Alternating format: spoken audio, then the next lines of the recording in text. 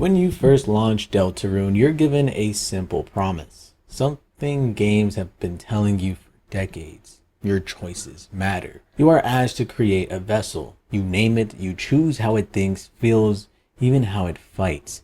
And then, just as quickly, that promise is torn away. The game tells you this vessel will not be used. You have no control, and more importantly, no one can choose who they are in this world.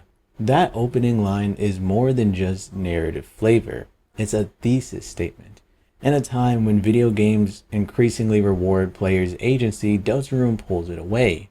It challenges the entire idea of choice in storytelling and in life.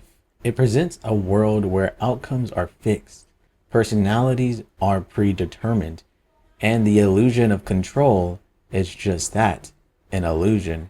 But beneath its quirky dialogue and pixelated charm lies something deeper.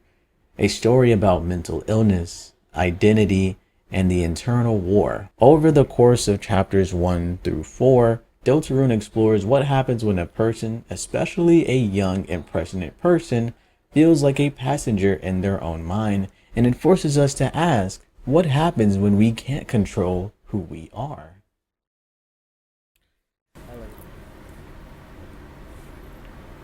Hello guys. Before we get into the video, I always like to host these sit down and talk downs, just to learn more about my viewers and vice versa, so the viewers can learn more about me. And I just wanted to give some disclaimer warnings, not about the video, but about the video making. So Deltarune is a really long game. It's about 4 hours long for each chapter, and there's 4 chapters, so it's a pretty lengthy game with a lot of information and different routes and stuff. And that being said, I decided that I was going to do 1 chapter, 2nd chapter edited, 3rd chapter edited, right? I'm telling you all this to tell you that in the middle of production, I experienced something very troubling. As you would know, I have mentioned, or I've passively mentioned, my girlfriend, and we have been going out for 3 years. And as of 4 days ago, as of recording this, we have split. I've never been in a relationship before, let alone a 3-year-long one, and it really feels like some part of me has died. Now, the reason why I tell you this is because you'll see me a lot chipper and happier in the beginning of the video, because at that point I was bliss. I was actually so happy with where my life was going. And then later in the chapters, or later in the video, you'll probably see me a lot more quiet. You'll probably stop seeing as many stream clips as I used to have in the video. And it's not because I got lazy, but it's because it genuinely got very hard for me to continue editing. And I just wanted to come out and say it, right? And I also think that this is the most perfect time for this to have happened, I guess, because Deltarune really does showcase grief in all forms of loneliness, anger, and trying to control your life when you feel as if your life isn't for you to control. When I had broken up with my ex-girlfriend, now that I can say that, it felt like everything that I had done lost all meaning. My entire world became just so much darker, you know? And it was at that moment where I realized she wasn't just like my girlfriend, not just a best friend. She was like a person that completed me, you know? If I start crying, I'm sorry. I don't cry often, but every time I talk about it, I tear up. And it was all over the place. We spent so much time together that pretty much everything kind of reminds me of her. So for the past 4 days, I haven't been able to eat what I like to eat because a lot of the things that I like to eat was in her company. And so I haven't been eating well. And I'm trying to. I really am trying to force myself to eat more. But it's hard. I've been abhorrently thirsty lately. I don't know why. And it's been bad. And at some point in time I figured out that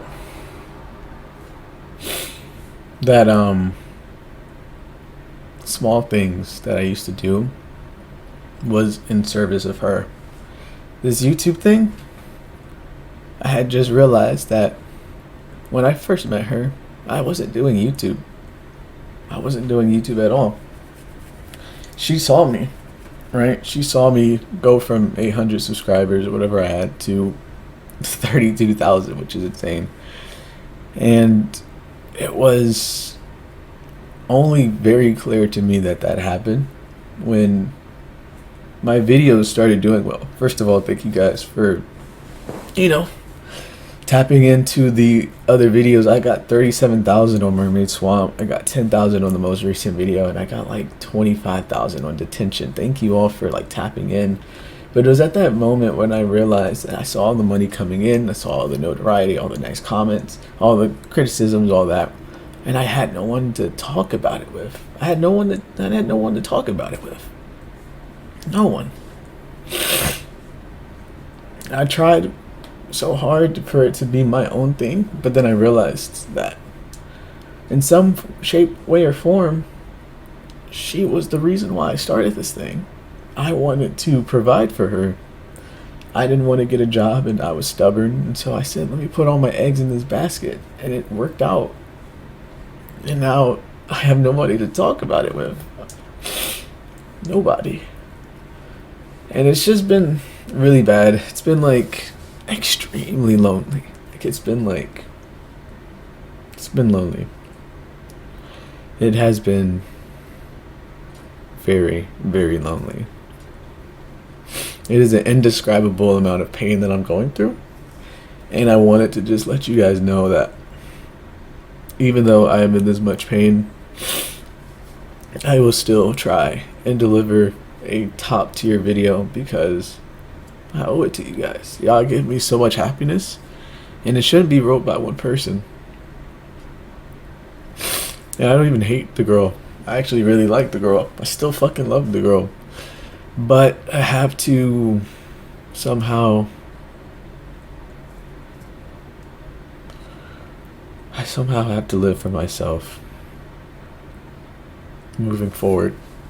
So I just wanted to thank you guys for sticking out and sticking through with it because it's just so fucking painful. So fucking painful. And there are some themes in Undertale and Deltarune that will showcase what I'm feeling just differently. But I wanted to let you guys know what was happening behind the scenes with her and I. Things didn't end terribly. It just ended amicably. She wants to still try to be friends, but I'm in this state where I just don't think I can. She was crying because she didn't want to lose the support that I gave her. She didn't want to lose her best friend, and I'm crying because it hit me out of left field because I didn't think this would ever be the reality. I thought we were made for each other, but it's okay. Anyway, thank you guys for watching. Let's get into the video. It's probably going to be a crazy tonal shift because I'm out here crying on camera for the first time in this history, or of this channel's history, and then I'm going to just be chipper and happy and cracking jokes, and then I'll go back to being sad. So thank you guys for watching. Let's get back into chapter 1 of Deltarune. The game begins with a wall of text. Deltarune begins quite metally. A mysterious voice comes onto the screen and demands us to make a vessel. We get to choose a head, a body, legs. We even get to name the vessel. All seems well, just as any standard RPG is. You start off the game by creating a character you want to play, but then the game completely throws it into your face. saying how none of your choices will matter because no one gets to choose who they are in this world. And then it proceeds to tell us who we actually are. Chris, if you don't wake up, we will be late for school. Mom, I will wait outside for you, okay? Alright. And then we are awakened to a voice telling us to wake up. It is our mother, Toriel, from the first game. She begins to open the blinds and tells us that if we don't leave now, we'll be late and that she's waiting for us. And of course, when doing so, and strangely not washing his face or brushing his teeth or even changing his clothes, dirty ass, when going outside, Toriel is waiting for us and we hurry to the car so that way we can make it to school on time. But in passing, Toriel would mention how it's such a beautiful day outside and that she truly hopes that it stays this way for Azarel's arrival, saying how he's gonna be coming back home for university and she wonders how he'll react from coming from such a big place to such a small town. We then see the entire town as we drive through.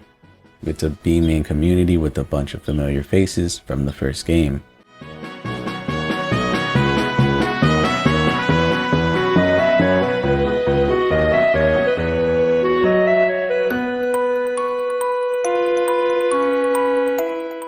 Arriving to school, Toriel would give us a heartfelt hug and wish us the best, well, at school. But unfortunately, we see the actual extent of how Chris is being treated. Once walking into the classroom, it seems as if we walk into the process that was already taking place. People were already in groups. It's someone's worst nightmare. And so we're kind of forced to do that awkward talk of begging and trying to elevator pitch why you should let us into the group. Who's this? Chris. Late again, I see. You need a partner, do you? Sorry, I'm already partners with the second smartest student in the class. Crisp! I'm the sauce already partner. You good? Did you just slap me? What the fuck you just put an egg down? It's a black and white hard-boiled egg. Sadly, it seems like it already has a partner. No way I'm out.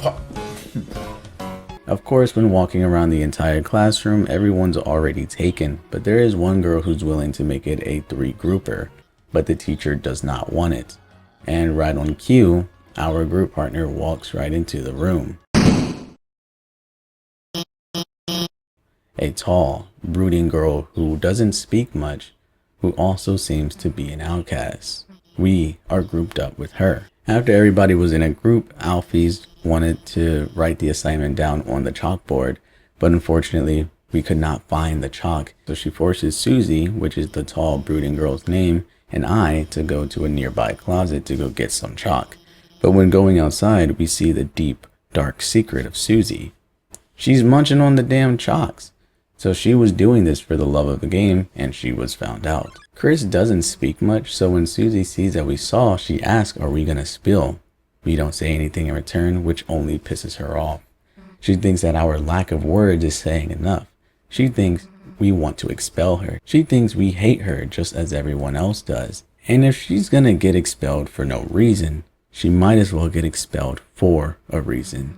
And so she yanks us up against the locker and threatens to eat our face off, but then suddenly just loses the motivation to do so.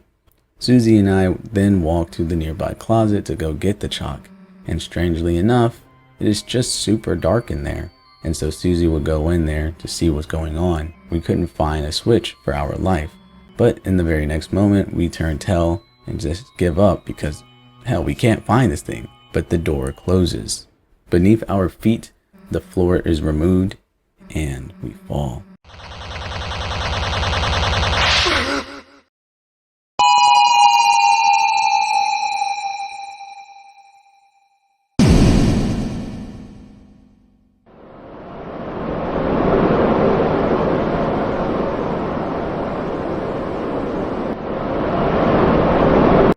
Once waking up, we can tell that we are in a different world almost. The coloration is strange and it's just out of this world. Strangely, we are our vessel's name. We are no longer the person we were chosen to be. Now, after some walking and solving some puzzles, we would find Susie. We scared the pants off of her, but in the end, she says she wants to stick together. Soon we would find ourselves in front of a darkened kingdom. Once walking in, we'd find the prince of this very kingdom, and he would tell us a story. Once upon a time, a legend was whispered amongst shadows. It was a legend of hope. It was a legend of dreams. It was a legend of light. It was a legend of dark. This is the legend of Deltarune. Hey, they said the thing! For millennia, light and dark have lived in balance, bringing peace to the world. But if this harmony were to shatter, a terrible calamity would occur. The sky will run black with terror, and the land will crack with fear. Then, her heart pounding, the earth will draw her final breath, only then shining with hope. 3 heroes appear at the world's edge. We said 2. A human, a monster, and a prince of the dark. Okay. Only they can seal the fountains and banish the angels' heaven. Only then will balance be restored and the world saved from destruction. Today, the fountain of darkness, the geyser that gives this land form, stands tall at the center of the kingdom. But recently, another fountain has appeared on the horizon. And with it, the balance of light and dark begins to shift. After the prince would finish explaining the story about the 3 heroes, we would then pretty much imply that Susie and I and himself are the heroes. But knowing Susie, she is not for it. She doesn't want any part of it. She simply just wants to leave and go back to the real world. And before they could really hash it out even more, some dude on a bike crashes the prince off screen, leaving us to deal with it. And this fight is pretty much just an introduction of how things are going to go down in the future while playing this game. And it ends up as a stalemate when he runs out of gas and says, I'm just going to dip. But once the crisis was averted, the prince would come back into frame asking if everyone's okay. The prince would then take off his hood and we would see that it's a person named Raoul. Of course, Susie doesn't really still want to help, so she goes off to find the Fountain of Darkness so she can go back home, and Raoul and I go after her. We would run by a training ground with a dummy in the middle, and here we would learn that we could either fight, but Raoul doesn't want to really fight anyone. He wants to use anything other than fighting, pacifying the enemies, sleeping the enemies, or just being genuinely nice to them. He instructs us to hug the dummy, but of course we hug him because he's furry as hell. Come on now.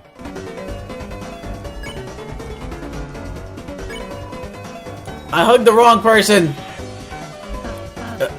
Chris! I don't think, this is what you're supposed to be doing, but... Alright, I'm gonna try that again, but this time on the dummy. And moving past the room, you would find a huge door that has been opened up. And here, Raoul explains that our journey truly starts here, and that he's looking forward to it. But he does warn us, we have the power to change fate, so we do need to move accordingly. If we, for whatever reason, go the violent route, we might not find the ending to be a favorable one. But our choice doesn't matter, right? So what does it mean? Moving forward, we would start off the journey. We'd come across many enemies, and personally, I didn't kill them. I would just befriend them or do whatever the game wanted me to do to like mercy them. But for transparency's sake, I didn't want this entire video to have my face cam in it. So I'll probably be using someone else's gameplay. And if they killed them, you know, you better not be mad at me, you better be mad at them, because I ain't killed nobody. Anyways, we find some frog people, then we find Lance, and Lance would basically just try to do all these evil schemes like making a maze or ruining puzzle instruction, just not being a good guy. And on top of literally all of this, we kept finding monsters that have been defeated and smashed into mush, and we can only attest that to being the work of Susie. And many funny moments happen in between this event, so I'll just show you some clips I think that are super funny during stream. Hey, don't look! This sign's private! Hello? What's he doing? Gooning on that sign? Oh, it's just this way. Oh, somehow you survived the maze. But you don't count your blessings before they hatch. Let's see how you far against this team. Oh, easy. I'm about to make all of them blush. Let me get all that TP. Wait, why aren't you guys thrashed? You're totally outnumbered. You made a team purely of support enemies. Their bullets patterns aren't balanced at all, dude. It's like a dinner made out of 3 glasses of milk. And that's, unusual somehow? Why don't you talk about this after the fucking battle, dude? Anyways, following her blood trail, essentially we'd eventually find her stuck at a puzzle and a door. When we do finally catch up to Susie, Rao would explain that she needs to stay with us if she wants to go home, and so reluctantly, she would join the party.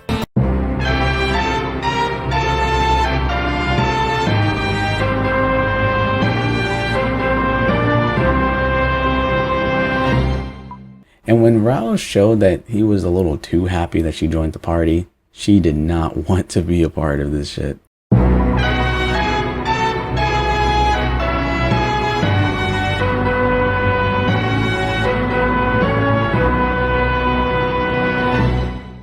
This game is so goddamn silly, y'all. Anyways, when solving the puzzle, the door does indeed open right up, but before we could go in, we would instead find this coin thing with legs. Obviously, Chris and Raul have been being nice to all the enemies thus far. However, Susie tries to kill it, but ultimately misses. Raul would try to explain to her that during this journey, we shouldn't try to kill enemies, and obviously Susie just cannot wrap her head around it, and basically brushes him off. Raul gives us a subtle nod that moving forward, we probably need to warn the enemies so that way Susie won't kill them. Moving forward, we find the shop. In this shop, a doll-like miscellaneous item creature thing, I don't really know what he is or what to call him, the shopkeeper, gives us some lore if we talk to them. We would ask this strange individual about lighteners. As you know, we are residing in the Kingdom of Dark, the Darkness Kingdom, but apparently some time ago, the Darkness used to have lighteners as their creators. They used to work hand in hand, but one day they shut him in the darkened place and they never looked back, or so they say. And so one of the 4 kings looked upon them quite bitterly and wanted to aim for revenge. His heart became darkened with hate and he wanted to kill them. But then we also ask about the kingdoms themselves. Historically, this place used to be 4 kings and kingdom. But suddenly some strange knight showed up one day and took 3 of them hostage and locked them away, leaving only one to truly rule over the land and throw it into a lot of chaos. He would then even lean on the fact that there was an event before this that seemed to have been even more chaotic, but he doesn't tell us. Soon after, the group of 3 would come by Lancer once again, but Susie decides to show him how it really looks to be an evil person. Surprisingly, Lancer doesn't fold. He actually takes the criticism and uses it wisely. Once defeating the enemies that he sent after us, we chase after him, only to come across a large gate and a puzzle right in front of it. However, evilly Lancer destroyed the instructions on how to solve the puzzle, making it pretty much impossible. But using our big brains, Chris does in fact open up the door by solving the puzzle that wasn't terribly hard. Moving forward, once again we come across this long pathway that leads to the kingdom. Suspiciously, the ground looks very checkered and the enemies that attack us look like pawns from chessboards. But of course, before we could get into the kingdom, we would find Lancer once again. And this time, oh, he's super evil. He has something that he definitely wants to show us, and that'll defeat us this time. And when he shows us, it's that small coin thing with legs that we tried to attack earlier. Of course, Susie laughs at this, thinking that this thing was the big bad plan that he had clicked up. But that's when the coin would put on a crown and he would grow larger. During the fight, we could not control what Susie did, and she just kept attacking him, and with each attack would only make the coin stronger. But Chris and Raul understood that it's the crown that's the source of the power, so when bowing to the coin, it would bow back quite enthusiastically, causing the crown to finally drop off the coin's head, causing it to depower in a sense. Lancer, of course, is super surprised because he was even scared of this thing, and Susie takes all the credit. But Raul had enough of this type of attitude and set her straight, telling her she only made things worse because had she never been violent in the first place, we would have never had to fight that thing in the first place.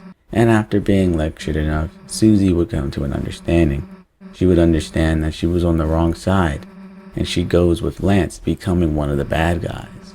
Raul obviously blames himself and decides that next time he sees Susie, he's going to apologize and be super nice to her. And for the next 30 to 40 minutes of this chapter, and I'm not kidding, we would constantly just run after Susie and try to recruit her, but every time she and Lance would be doing something completely different. Whether it's cooking up an evil plan, coming up with a dope-ass name, or simply just taking a break and eating salsa out of a tree stump, it would finally come to pass where Susie and Lancer decide to ditch the evil plan and just fight us. Susie would cook up a challenge saying that if she does lose, she'll join the fun game, which is our name by the way, and if we lose, we would have to join the evil bad guy group. Raul and Chris kind of didn't want to fight her in the first place, so we basically try to talk to her, but she just won't hear us. So we direct our attempts to Lancer, the weaker of the two, and we do finally convince Lancer that we should probably stop. And finally Susie would join back into the fun game. Of course, Lance, who finally had a buddy, was devastated that Susie was just gonna leave, but of course Susie extended the invitation to the fun game, which he actually does join.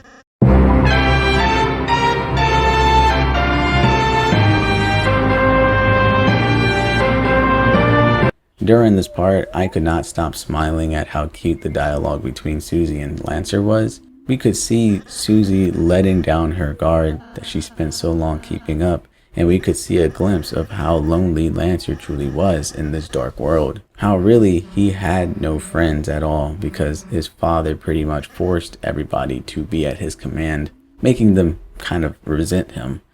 And as he walked down the long pathway, the two of them would get ever closer to the kingdom, to the fountain, until the reality began to hit Lancer.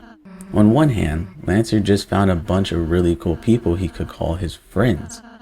But on the other hand, they're lighteners. They are they are destined to fight against his father, and he tries to look for another way. He wants them to go home, but he doesn't want them to hurt each other. And he would ask what Susie would do when meeting his father. Susie replies without realizing what he was even asking. She said she was going to kill him.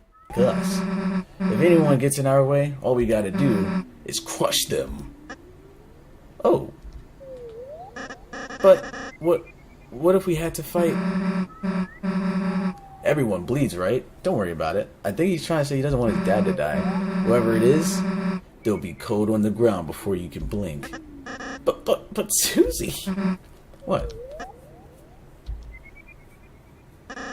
I think I need to go. Huh? Where are you gonna go back? When are you gonna get back? Never. Huh? Hey, wait a second, Lancer. Why are you acting all weird? Susie, wait. Not wanting that at all, he would run, saying that they would never meet again. Susie and the party of course chase after Lance, only to be found out that the entire platoon of Darkeners are waiting for our arrival. And next thing you know, we are imprisoned. Chris and Raul try to look for a way out of the cell, but when things start to look a little bleak, we hear a commotion coming from across the wall. It's Susie, and she managed to get out somehow. By somehow, I mean she beat the shit out of one of the guards and put him in a trash can. Chris helps Susie basically solve a puzzle and she gets out of the cell, And once outside, she's all on her own, and in a big form of character growth, she does the puzzle all by herself. Doing that puzzle, she would overhear that Lance is trying to do something with us. He plans to keep us trapped down there for a very long time. And while we can understand why, because he doesn't want his father to die, nor his new friends, to Susie, she feels betrayed and reacts as she always has, with violence. Nah, it's fine. It's fine, actually. You don't have to say anything. I get it. I get it, you know? Why would anyone really want to be a friend, or be my friend anyway? Susie, that's not... Shut up. What? Shut up. Did you hear me? Get out of the way! No. Did you not hear me? Man, I tried to warn you. I'm scared what Susie's about to do. So don't expect me to feel guilty when you have to clean yourself off the floor. Hey, you want to see what happens to traitors? They get crushed. If they don't get out of the way, I'll kill you. Get it? I'll kill you. I can't do anything. Alright, he's not even trying to kill us. He's trying to avoid... Oh my god, no. I'm getting PTSD. Hey, you missed, idiot. He doesn't want to fight you. No, stop. Wait, why are you fighting back? And in a weird sense of deja vu, Lance would start missing his shots on purpose, similarly to how Toriel treated the child in the first game. Susie doesn't want to kill Lance, and Lance doesn't want to kill Susie. Well, Lance is also in a weird spot as well. He doesn't want his friends to have to fight his father and end up hurting each other. And in a really big sense of character development, Susie says she's not going to kill his father. She's just going to speak. She's going to find another way. And with that, Lance believes her and lets her through, saying how he'll help in any way he can. Susie would then find Raul and Chris in a cell. Chris, knowing the place, would be able to direct them to a lift that would take them directly to the king. This place is pretty big, and so it has a lot of floors, so this lift may take a while, so they all take a seat. While they wait, Susie would ask if maybe she could try to do that acting stuff that Chris and Raul always do, considering she doesn't want to break the promise she just made with Lance. And of course, Raul is delighted to hear this, saying how she won't need to do anything alone and she'll always have someone to help her. Heartwarming stuff, man, I swear. Unfortunately, when getting all the way up to the lift, we still need to take some stairs to get to the fountain. And of course, on each level, there are some obstacles and just weird events that transpire. And just to summarize it, I'll show you some clips from the stream and my reactions to them. So, the worms have decided to crawl out and play. Whoa, who's there? Those fools. I am Rolex Card. They're thou's greatest adversity. Yo, he has a fucking fire song already. Who is this main character?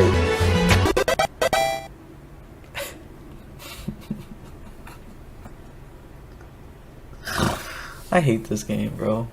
Like, you can't bring in absolute flames of a song and use it as a joke. What is wrong with you? Toby Fox, there has to be something wrong with you. We do eventually get to the very tippy top of this kingdom, and there lies Lance and his father.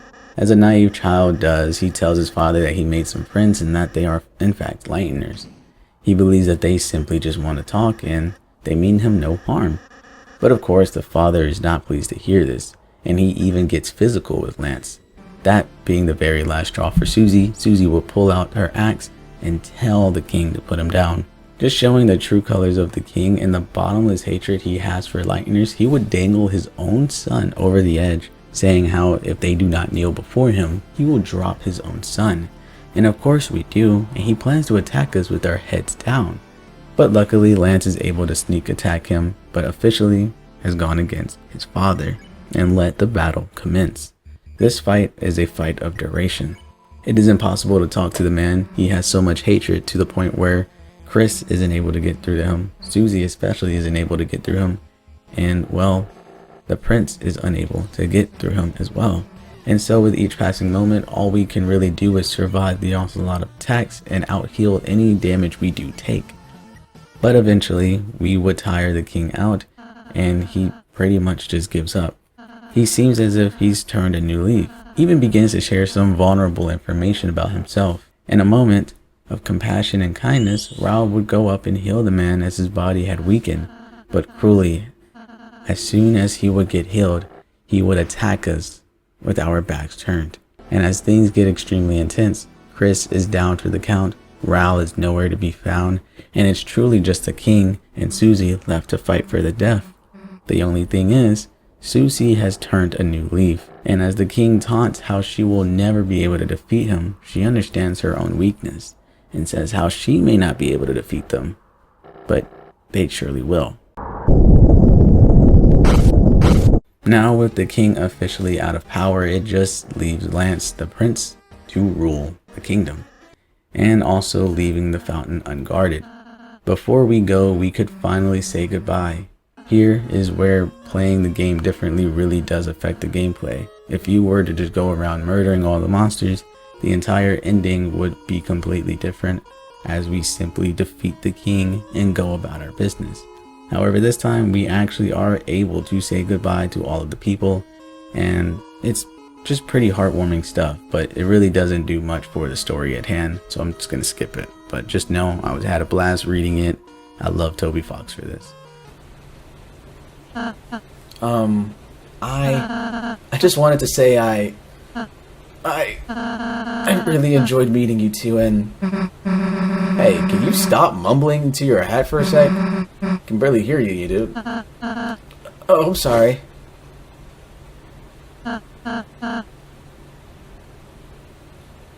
Is that blackface? But we finally do reach the gate, and in a heartfelt goodbye, we touch the gate.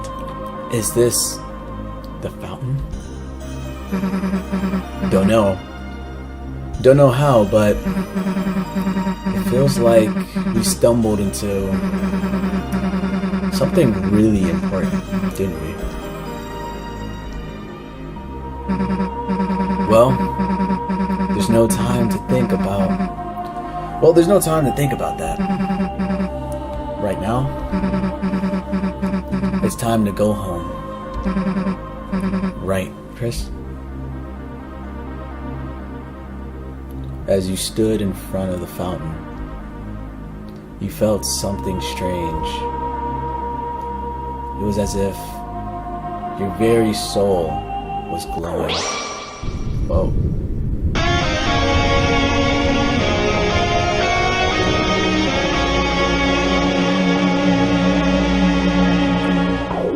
That was epic. It was fucking epic.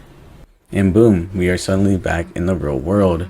Seems like an entire day has moved on, as when we walk outside with Susie, no one is to be found at the school and the sun is setting. Hell, even our mom is worried sick, as she's been waiting outside for 30 minutes after school for us. She even threatens to punish us. However, we tell her that we were just hanging out with a friend, and she lets it go because she knows we're a loner, and to have a friend is a big milestone. But she does tell us to hurry home, as she's baked us a pie.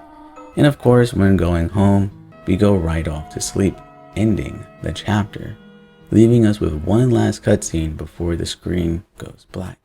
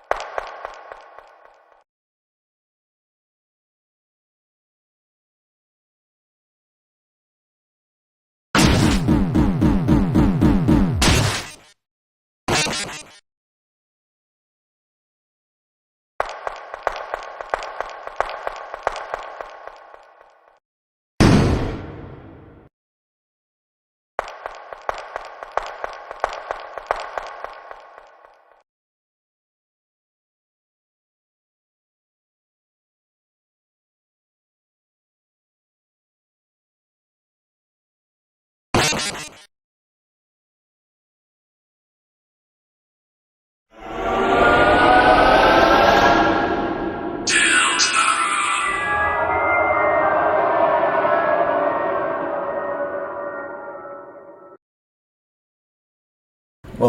y'all. Hello. You guys just caught me in the middle of an intense game.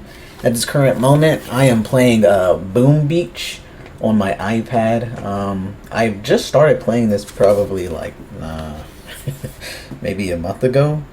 Anyway, welcome to the end of Chapter 1 of Deltarune. I have a lot to talk about, okay? Like, I really do.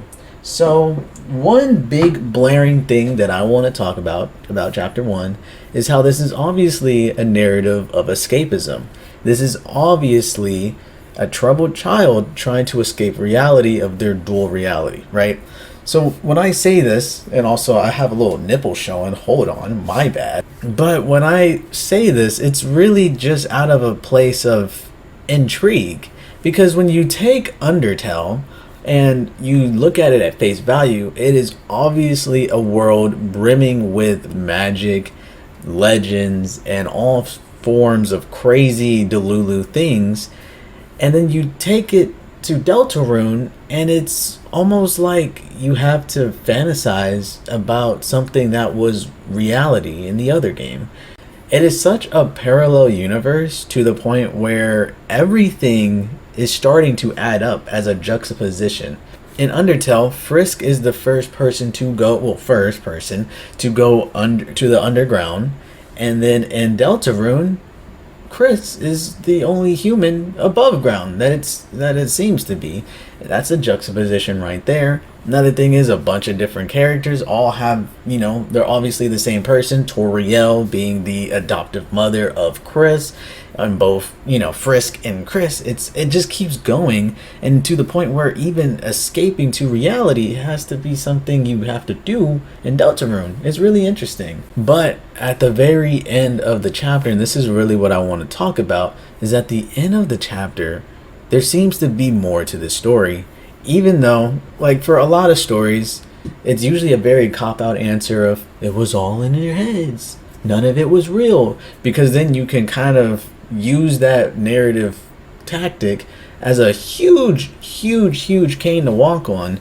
Because it's like, oh, this didn't really matter because it was a dream. So you can just, anything that doesn't work, you can explain it away with it being the dream theory. And so when I had first played Deltarune and I started putting 2 to 2 together, where they first came from the dark world, which is just a supply closet with the fucking lights off. And then once you defeat the king and all that, you come back into the classroom and then you see checkerboards on the ground. You're like, oh, you see deck of cards laying on the ground. You're like, okay, so Lance is spades. It's a prince, he's spade. And then you have the checkers. He's like, oh, that was the kingdom. 4 cards, they were the 4 kingdoms at one point, and they're kings. And so it just keeps going on and on. And so when I had first made that correlation of like, okay, so Deltarune is happening in the imagination of Susie and Chris, 2 outcasts. Obviously, they want to find some resemblance of an adventure or something out of the norm. Or maybe they just like D&D. It doesn't really matter, right? But then at the very end, when we see Chris take out his soul, that's a very odd thing to be able to do, is take out your soul and throw it into a cage. And so I started thinking like, oh my gosh, the beginning of the story, that was the most prevalent, most important thing. And it's so easy for you to forget because of all the shenanigans you go through. But at the very beginning, that was really strange. It broke the 4th wall. And then it hit me. What if these characters are aware of our existence? Just as Sans was acutely aware, just as Flowey was acutely aware of us. What if the people of Deltarune have the same ability, or at least can tell when things are restarting and doing different weird shenanigans?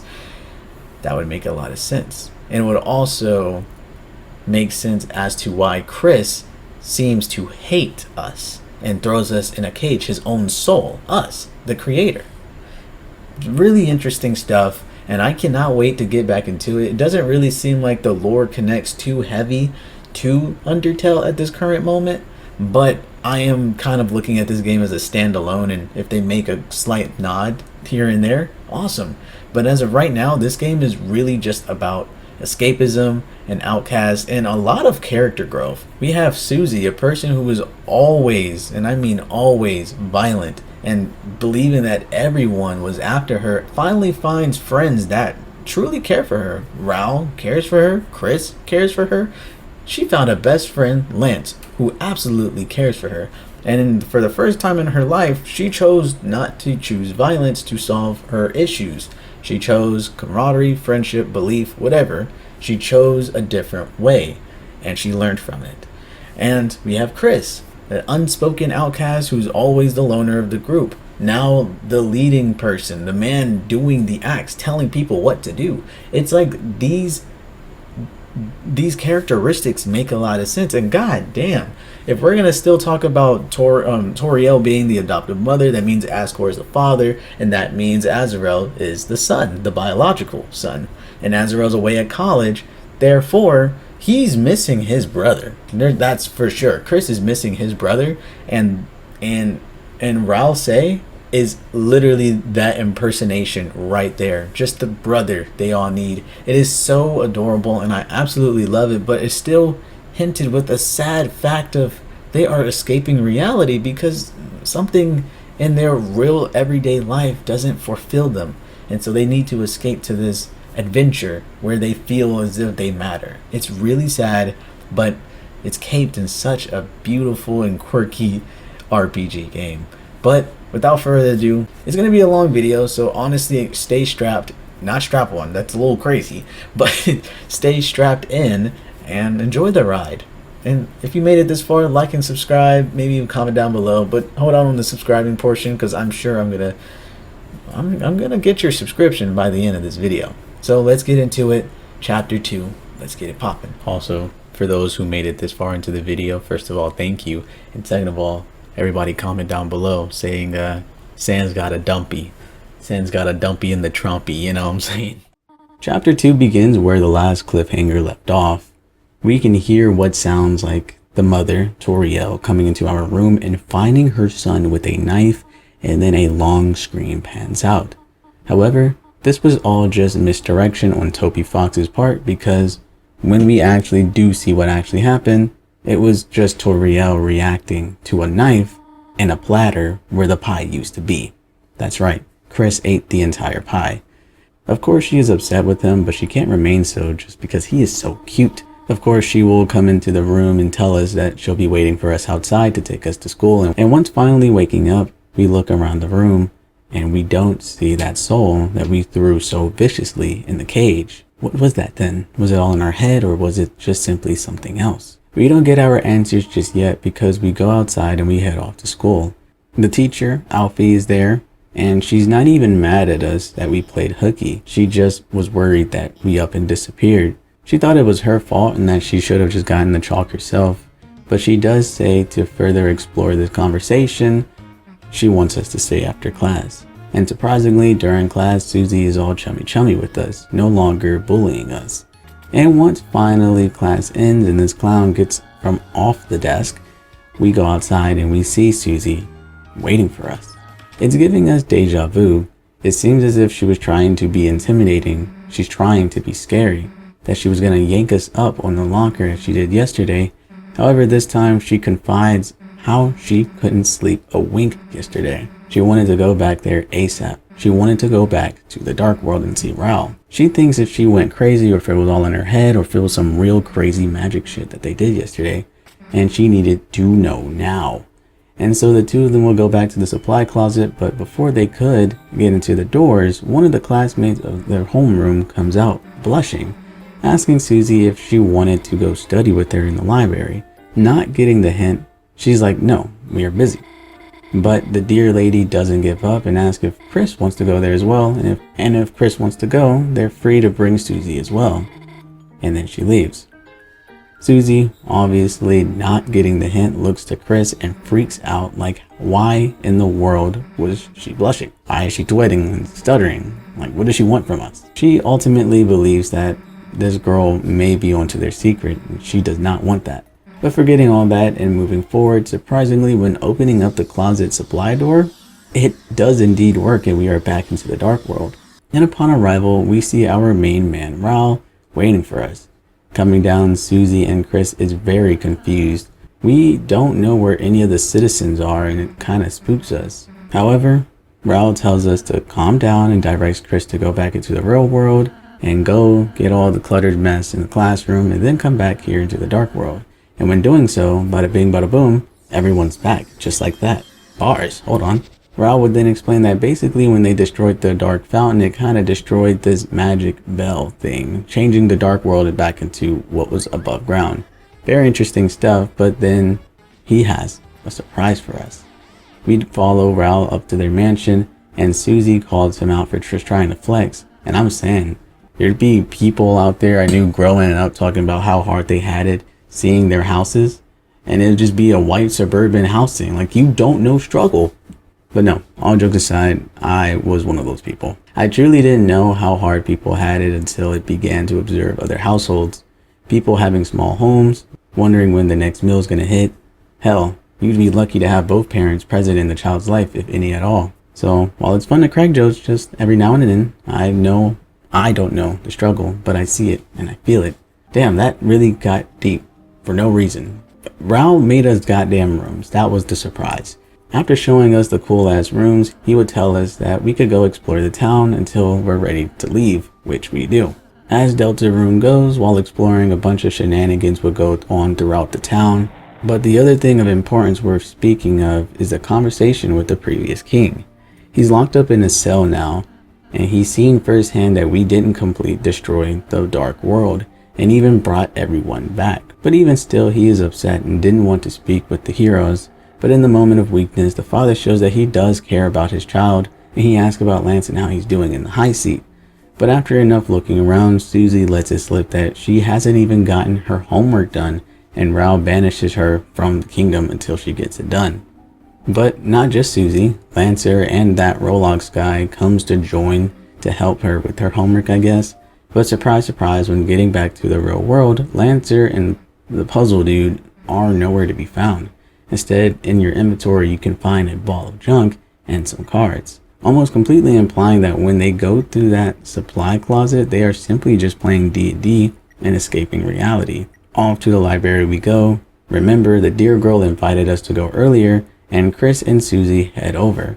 But when getting there, something feels off with this place, and before long, the entire room becomes darkened, just like the supply closet at school. And surely enough, when we get into the room, we go into another dark world.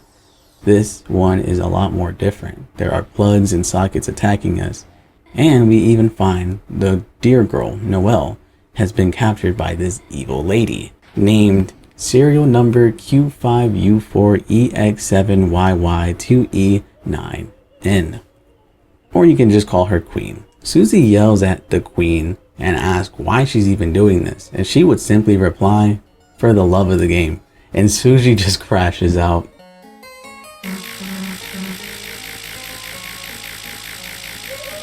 But then we are attacked by some enemies, but Raul comes to save the day and puts them to sleep mode. We then chase after the Queen to get Noelle back, and when catching up with the Queen, she's just a huge troll. She doesn't want to fight us, but instead she wants to humiliate us by beating us with, of course, one of those big arcade console things. But with the power of transformation, we beat her ass easy peasy. Okay, press X or Z if you dare. Shut up. Bitch ass nigga. Bitch ass nigga. Ah shit. Bitch, I didn't know I could do that. I didn't. Oh shit. Stop it. Stop it. Stop it. You're cheating. I'm not used to that mechanic yet. Yes sir, easy. Self-esteem eradicated. You suck. Oh my god. The gaming console fucking blows up, and she leaves again, and we chase after her. Well, again. While on her heel, we'd run into 3 DJs who mistake us for working with the Queen, and they attack us. What starts off as a battle to the death turns into nothing but vibes. Hey, hey, hey, hey, good vibes, good vibes, good vibes. Okay, my name is Yuri, and I'm about to fart, playing with the darts, swimming with the sharks. That was fun. We'd go to their HQ, and it turns out that the queen wasn't always this crazy, but ever since the fountain made its appearance, it made her that way. And later on, we'd encounter the queen again, but on some bumper cars. And the queen sends out Noelle as one of her minions, but instead of fighting, Noelle and Susie just flirt. And so she brings out the next worst thing, Birdly. Oh my god, I hate this guy, dude.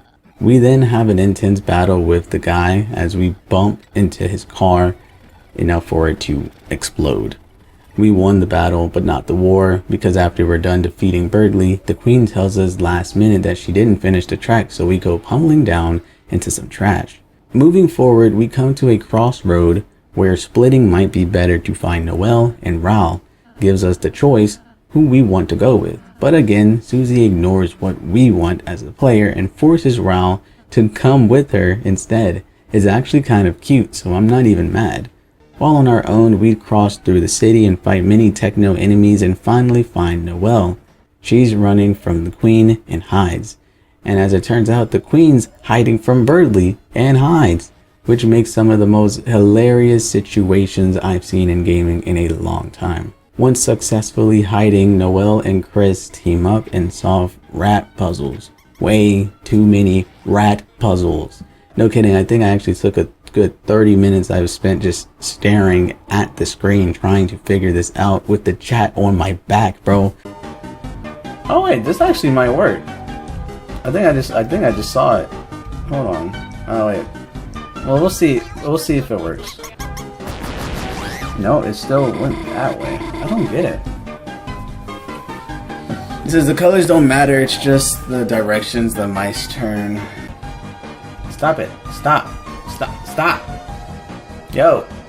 Chill, B.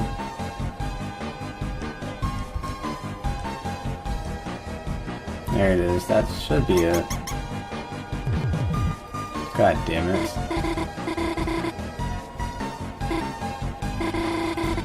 The forceful is still up. Did we miss something?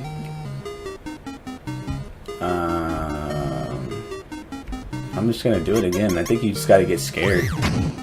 But unfortunately, our luck would run out, and we would come to find Birdly once again, and we had to fight the guy.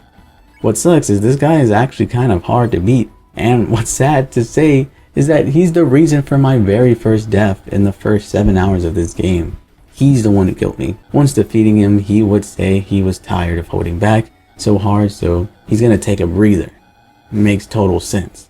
And without a second's rest, the queen would shout for Noelle, but then would hide in her car from Birdly, letting Chris take the wheel and demands for us to get the banana. Potassium. Then we'd hit a crazy traffic jam. Queen would ask for Chris to tap the walk button to clear up the traffic, and we would run into the alleyway and bump into this crackhead and brush past him to clear up the jam. This guy is very important, so I would just keep him in mind, but as of right now, he's not very important. But at the very end of this route of this chapter, we're gonna talk about him and how he kind of connects and forebodes what could be happening in the future chapters. And when getting back to the road, her car would explode. Do not ask, her car just explodes. And we get away from the queen once again. Chris and Noelle would have a good moment of time to just reminisce on the past. They grew up together after all, and they kind of split as they got older. We learned that Noelle truly looks back at their relationship with so much joy and yearning, but most importantly, we learn how lonely she is. She isn't like Chris, she has friends. She isn't like Susie, she isn't an outcast, and she's not like Lancer, because people actually respect her smarts. But instead, Chris is the only one who truly knows her family, knows her close-knit group. Chris knows the real her. And that in itself can be quite lonely. Honestly, to just pump the brakes here, this whole conversation here was like out of this world in my opinion, just because it really does showcase the different stats of being lonely. I feel like there has been times in my personal life where I've felt how Noelle felt in terms of not physically being lonely, but at the end of the night, huffing and puffing and just not being fulfilled. There are certain people where you can let your mask go and act like your true self. And then there are people you go out and socialize with, but not necessarily being yourself. You code switch. And in a way, when I was in college and I had my group of close-knit friends, I was always the youngest of the group. I've always gravitated towards older people. So I was friends with juniors and seniors while I was a sophomore or a freshman. Yeah. And so I got really close with this friend group. Best friends I've ever had. I look back at it even now with just like awe. But when they graduated, I still had friends. I had other friends that I could speak to, but it just felt forced. It felt as if I'm only doing this because I feel lonely. I'm trying to fill a void. But even after I would try to fill that void with socializing and going to parties and doing these things, there would always be that quiet moment when I get back home and I just sit down and decompress, and I'm filled with an undescribable loneliness. And I think that is what Noelle is really speaking on. It's clear that Noelle is suffering more than just plain old loneliness. I think she's also reminiscing of the past, and she's just seeing time flow by and how she feels as if things are becoming stagnant, but somehow it's still fast-paced moving. I can agree with how Noelle feels. But anyway, back to the game. It's going to be a long video. There can't be too many Yap sessions, otherwise it's going to be 4 to 5 hours. So let's get right back into it. We'd come to find a little pop-up carnival with tents and games, and here we'd run into Ral and Susie finally. In the time apart, Susie learned healing magic somewhat, and with Ral playing one of the games, we exposed Noelle's disguise. She joins the team, but does so very cutely as Susie unintentionally raises her up the entire time, and now we're a team of 4. And after doing some interesting puzzles, we'd find the Queen's HQ, the Queen's mansions basically. And things quickly go south as Noelle is pressured to join the Queen again at the threat of Birdley's death. But then Birdley just walks right in, so plan B. Queen just cages them all, leading one of the funniest lines in the game thus far. You said I could trust you. You said you were a gamer. Birdley, I only play mobile games. No! Once caged, Susie and Chris try escaping, but luckily Lancer is still in Chris's pocket and comes to save the day. Though after helping out, he would just get super weak for some reason. Chris, Susie, and Birdley would do puzzles, and they would try to bring Lancer to Ral to get healed. Once solving the puzzle, Birdley had failed enough to where his smarts were obviously a sham, and he would tell us his backstory of how he's actually super fucking dumb, and once he got lucky and beat Noelle in a spelling bee, and ever since he's been addicted to the praise of being the smartest. The group still accepts him, even if he is a dumbass, and we do find Ral, and he tells us that he can't heal what's happening to Lance. Lancer is from a different world, thus his will is misplaced. But by defeating the Queen, we will allow them to go back home, and after a lot, and I mean a lot of random shenanigans, we would make it to the Queen. In the 1 hour and 30 minutes it took for me to get to her, the only real event I can really speak of is a conversation between Ral and Chris. Ral liked spending time with Chris alone, and she began to really appreciate Susie just the same. Reason I bring this up is because Ral themselves seem to have some eternal struggles going on. Saying, what is it even like to be Ral say? Like, possibly leaning into the fact that Ral is a mirror of Azrael, and he might know about that. Anywho, we would switch the perspective of Noelle as she sits atop the kingdom. She would mention how she wished Des was here to see the sky, also implying that she's dealing with some internal struggles. Everyone's just secretly depressed in this game. Anyways, Susie saves the day and the two of them have a tender moment together. Susie tries gaslighting her that it's all a dream, and Noelle begins to speak her mind and agrees how it must be, considering that Susie's being so nice to her. But Susie tries to backtrack a bit, saying how she does it not like her, you know? And one thing after the other happens, and the two of them are on a heart-shaped Ferris wheel. Very cute. We learn more about Noelle. She hates scary things, but in a way is very comforted by them. Her sister and her would usually stay up super late and watch horror movies together. At first she'd cry, but she would be comforted by her sister. Des is probably the older sister, and Des is probably dead or very far away. And goddammit, this shit is so fucking cute. I have to show it. I have to show you guys so you guys can enjoy the clip. I saw that text. Shut your ass up. Shut your ass up. Shut your ass up, nigga. Talking about some shit. These are high schoolers, nigga. Get the fuck out, nigga. If her age is on the clock. Head ass, head ass. Bitch ass, bitch ass. So, if you could do something crazy right now, what would you do? Well, I'd fucking jump out the window. Huh? Bro, it's a dream, right? I grow big angel wings. Fly as far as I can see, gazing back at it all. The skylight shining like holiday lights. That's kind of beautiful. Wait, you wouldn't seriously jump out this window though, right? No promises. Brother. Susie. What do you think looking out there? What do you mean? Me? What? Say something romantic. Say something cool. Say something romantic. I know it doesn't fucking matter. Seeing everything small makes me feel like, if I was a Susie-zilla or something, I could wreck the whole city. What the fuck, Susie? What? Is being a Susie-zilla something you think of a lot? Like... No? No, I just made it up. Well, does your tail always do that when you lie? Hey, don't look at my tail!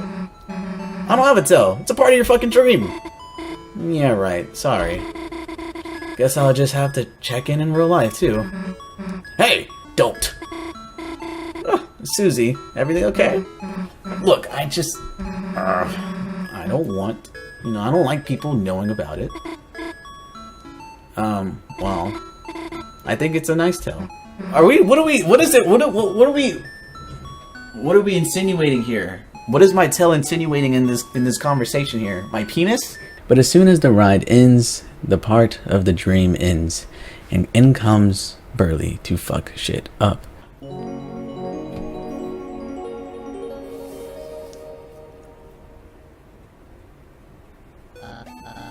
I absolutely hate this guy.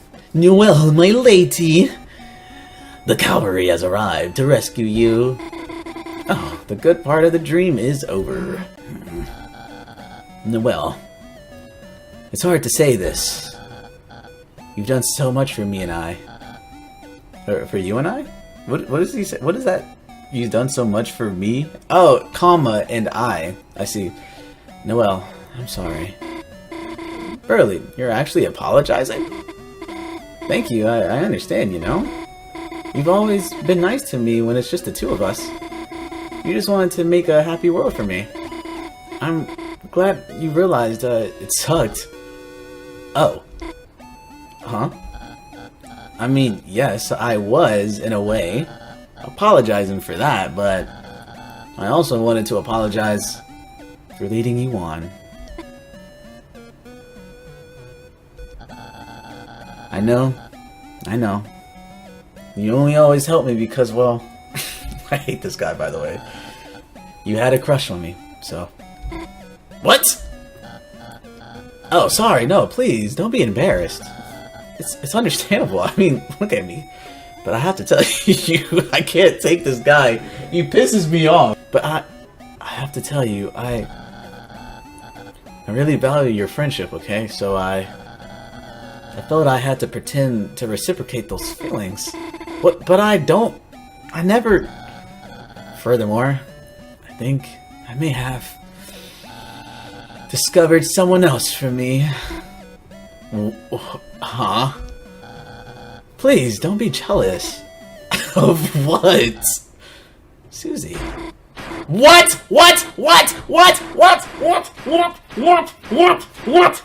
And the trio is back together. They go to fight the queen. Unfortunately, Birdly seems to have gotten captured, but after a long battle, Birdly would gain control of himself once again and aid in the battle. But Homie passes out instead, and Queen takes this time to dip and run off to do something.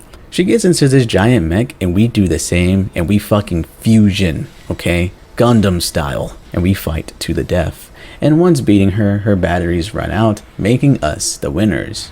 Noelle, happy, is also quite sad.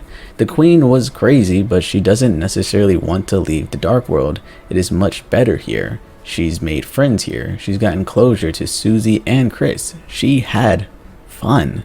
And Birdly, wanting to be the cool, smart, and badass guy, would try something with the fountain. I'm not really sure. I was a little confused on what his plans were, but Ralph stops him in his tracks and tells him what would actually happen if he were to do this very thing. Oh shit, we're getting story time right now? When the light is subsumed by shadow. When the fountains fill the sky. Okay. All will fall into chaos. Okay. The Titans will take form from the fountain. The Titans? Aaron? And envelop the land in devastation. They look kind of badass, don't they?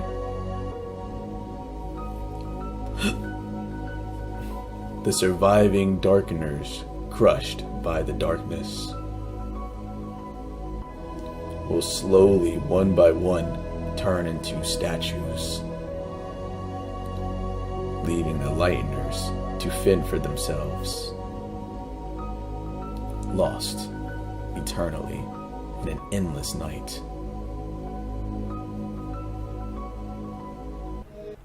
Is that your idea of paradise? Damn. I guess not. Shit, let's not make a new fountain, please. Wait, why is she surprised? Yo, Queen. Oh, damn, I did not know that. You didn't? The queen, now awake, didn't even know that this would happen and throws that plan out. She didn't even want to destroy the world, so she calls it truce and lets them into the fountain.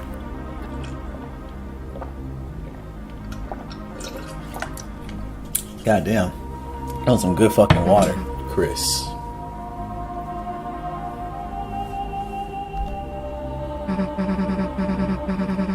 It looks like we're here again, huh? The roaring night. Whatever they are, they're making these fountains, huh? But is that really a bad thing? Since they started showing up,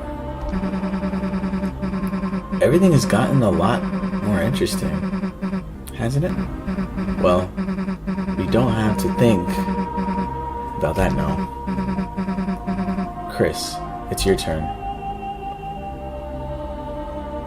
It was as if your very soul was glowing. I forgot about this shit.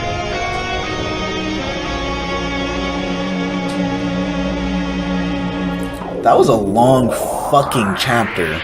And once back, everyone thinks it was just a dream, but Noelle knows and looks back one last time, but gets yelled at by Susie. My ship, Susie, you are self-sabotaging, my dear. During our adventures, Chris saved a bunch of people, and now they are back in the supply closet. And once checking up on them, we'd invite Susie over to our home. And one thing after the other, Susie and Toriel began making pies. Chris goes on to the bathroom and does this shit.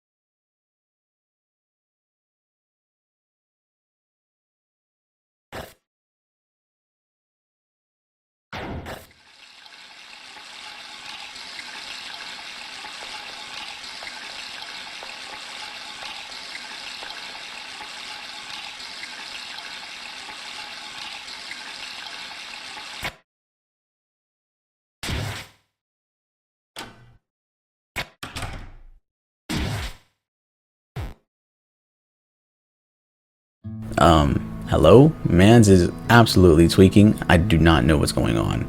He comes back like normal, and Toriel urges Susie to sleep over, and when the kids are fast asleep, Toriel lets it slip that her tires has been slashed. She could have sworn she saw somebody out in front moments before. And we're not done. Before the very end of the chapter, we get this cutscene.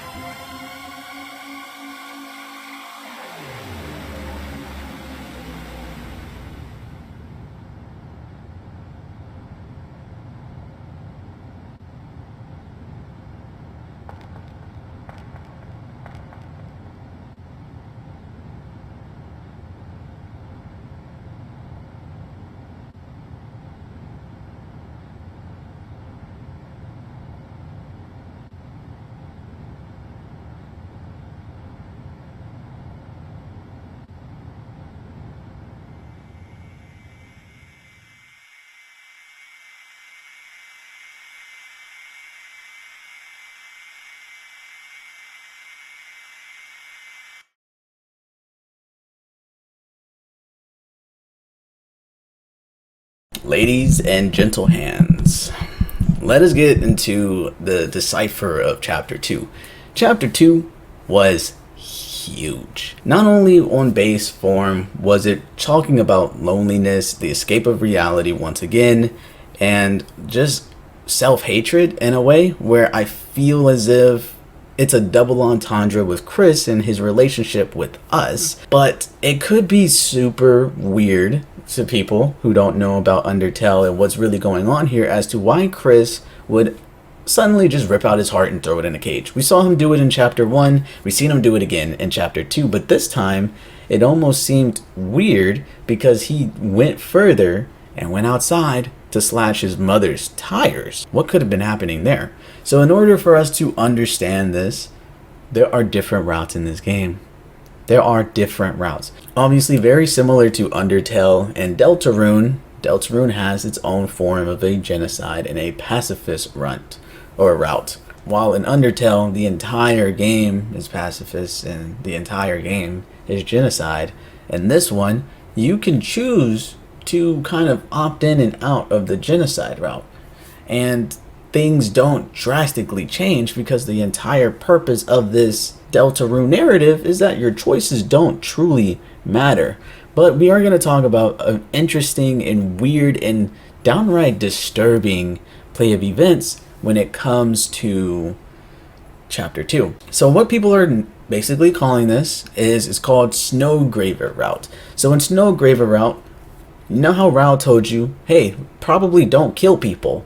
This one, you kill people. You kill a lot of people. And in this route, you essentially are teamed up with Noelle. Noelle knows this thing called Ice Shock or Ice Shook, something like it. If you go around and you kill pretty much everybody, you would eventually get this ring.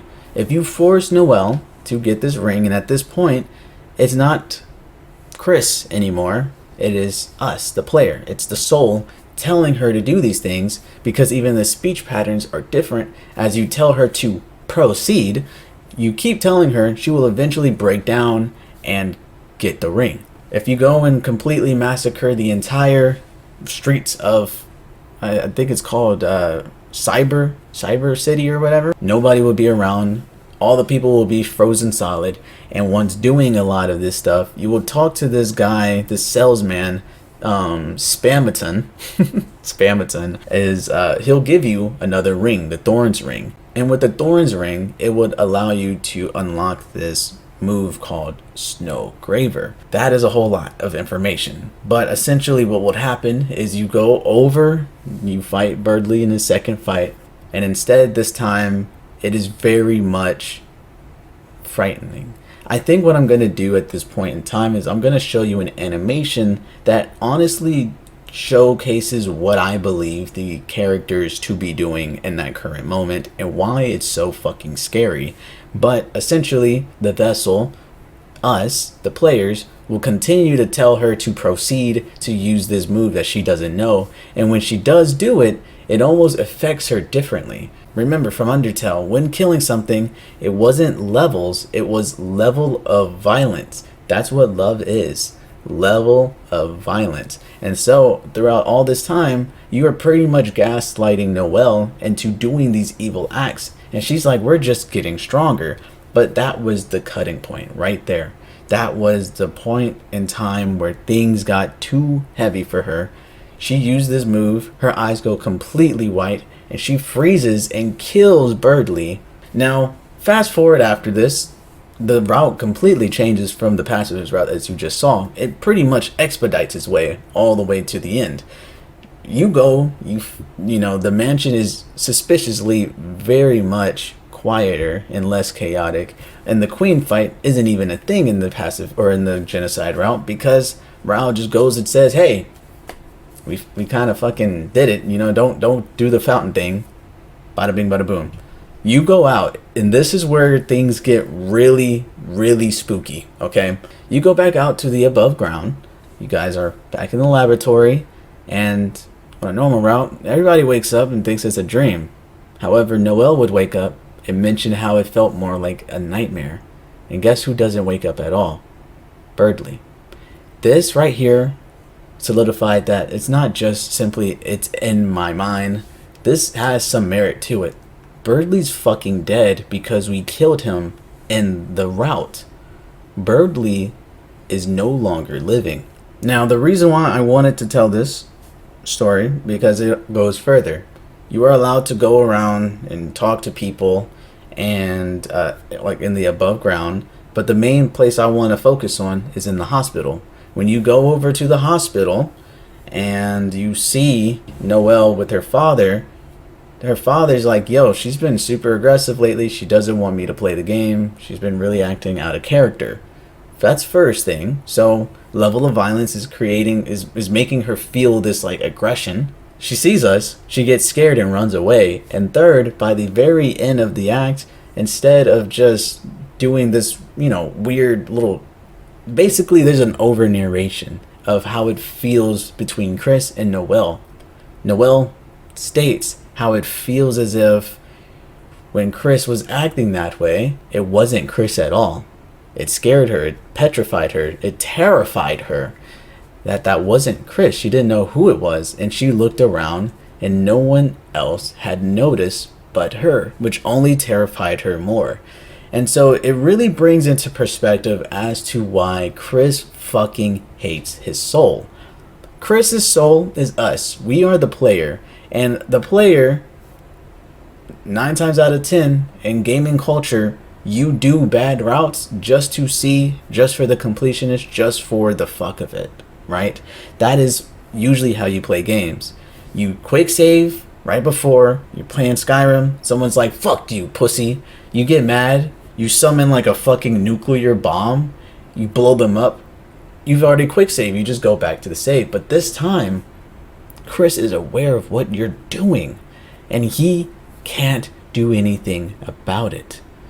In that motion, I'm going to show the animation, but in that moment, the only thing I could tell was that Chris didn't want this. Chris was simply a passenger in his own body as he kept saying proceed. Noelle was frightened. Birdly was frightened. Everyone in that circle was fucking frightened. Nobody wanted that. And that was the scariest part. And it also brings us to another conversation. Chris's relationship with his own soul. From the very beginning, the whole story, and we learned a lot about Noelle as well. Noelle and Chris used to make believe when they were younger. They used to do these things. So I don't think it's too far out of the norm to say that I think that legend was meant to be Noelle.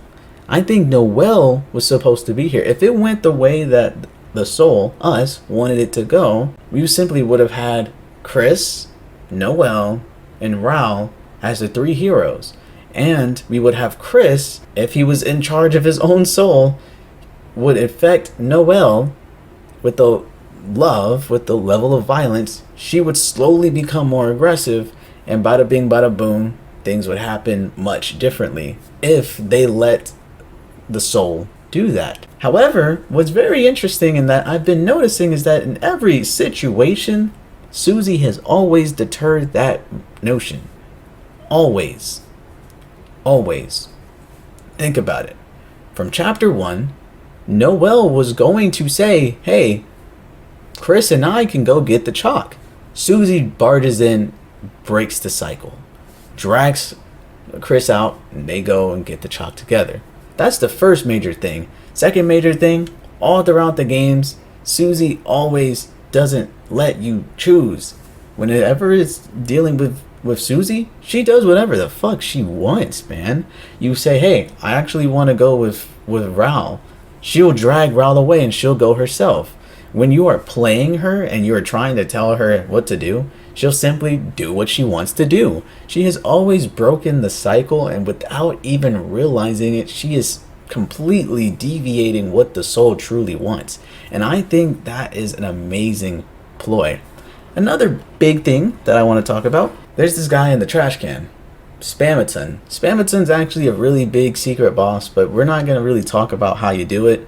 But just know that he's a super big character that has a lot of merit for what's really going on here. So basically, remember those salespersons who give you the ring, the first ring to Noelle? He was basically one of those guys. However, he wanted to make it big, and he really, really wanted to make it big, so he made a deal with the devil. The devil being a person named Mike. Mike would call him, and he would give him a big deal, okay? However, Mike seems to be in correlation of causing him to spaz out the way he has, to have slurred speech, and to have hyperlinks in the middle of his speeches broken, thrown away into a trash bag, or a trash can, essentially. So it's all connected to Mike. But once you do that fight and you pacify him, you can go back to his store and talk about him. And through all his crazy antics and crazy talks, there will be times of clarity where you will hear him say, hey, can anyone hear me? I need help. And when he says that, his fucking shades that he's wearing will turn staticky, okay? Now that in itself is really weird. Okay, static, cyberlinks, makes sense, right? It's all in the theme. But think about at the very end of this chapter. Static on the TV. And before you can barely see the screen turn to black, you will see a smile.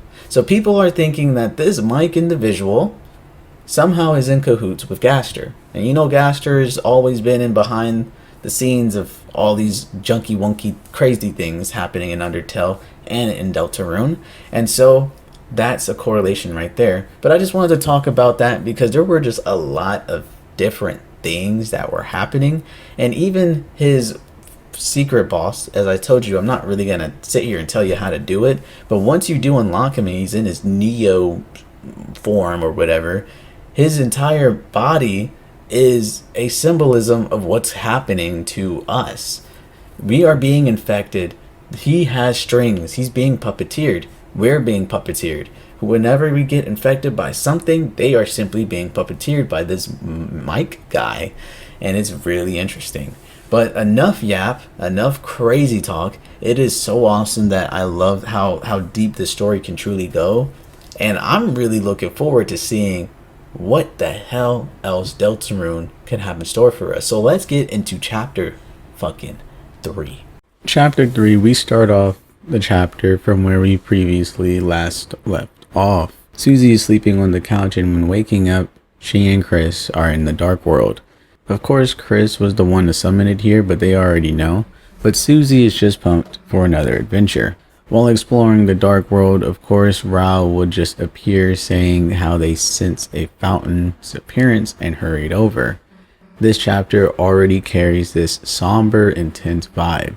Susie tells Rao how much fun she had baking a pie yesterday, and Rao seemed to really be happy for her. Susie then continues explaining how the festival is coming up soon, and she invited Rao. Rao gets sad as he does want to go, he just can't. Susie thinks Rao is just hesitant for personal reasons, but he quickly explains that he literally cannot go. As we theorize, this world only exists due to the counterpart in the overworld. So there is no existing in the overworld. Rao would go as far to say that at a certain point they aren't even real, but Susie snaps at Rao saying objects don't have feelings, so Rao and everyone else is just as real as the next person. And during this emotional moment, an audience begins to cheer.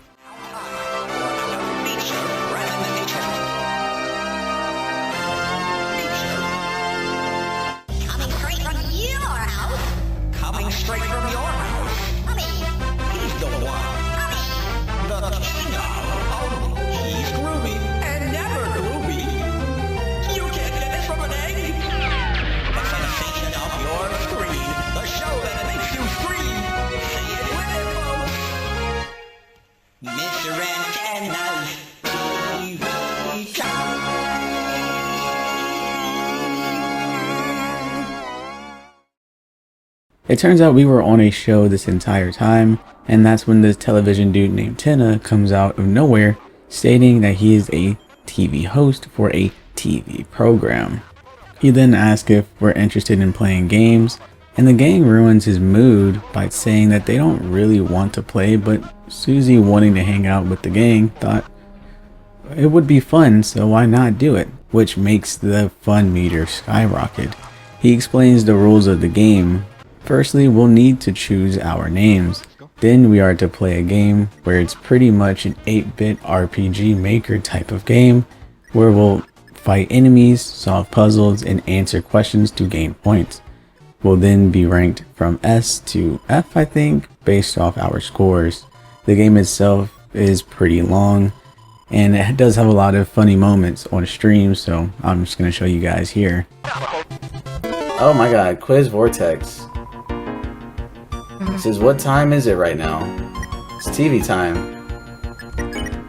It's TV time, dude. That's exactly right. Okay. Brand values, oh my gosh. That was at $8. What's the true value? Priceless. $32? Okay. Wrong! He costs $32! Can't you see the price tag? Oh shit, I can. Fuck, I'm stupid. Well shit. Bonus? I got one confetti. Barely forgivable. I wasn't very healed at all, but what the hell did you do to us? What the fuck is actually happening? Oh hun, look at your burners, folks. Today's a physical challenge. Is the cooking channel. Oh, okay, that actually makes sense. We did end up with an A rank, and I thought we were done, but of course, there are multiple rounds. So while we wait, we are sent to the waiting room. You can talk to all forms of characters there, but once saving and leaving, Susie will go to talk to the TV dude for the second round. While we wait, Chris and Rouse speak. Chris questions Rao's face and wonders why it looks so familiar, but Rao takes it more as his face being born. But before we could explain ourselves, round 2 begins. We go back into the game, and this time we solve puzzles, fight enemies, and we get the lovers back together. The goal was to reunite these two lovers so that the rainbow bridge could extend, and when we do get the two lovers in the same place, well, the puzzle guy from the first chapter appears, and just as I thought he was going to help reunite them, he chooses both. This man is a player. But hey, whatever works, right? When taking the bridge, we are then transported to a stage. The last challenge is to play a song. Susie as a drummer, Chris as the guitarist, and Raul as the vocalist. And after making a pure music cinema,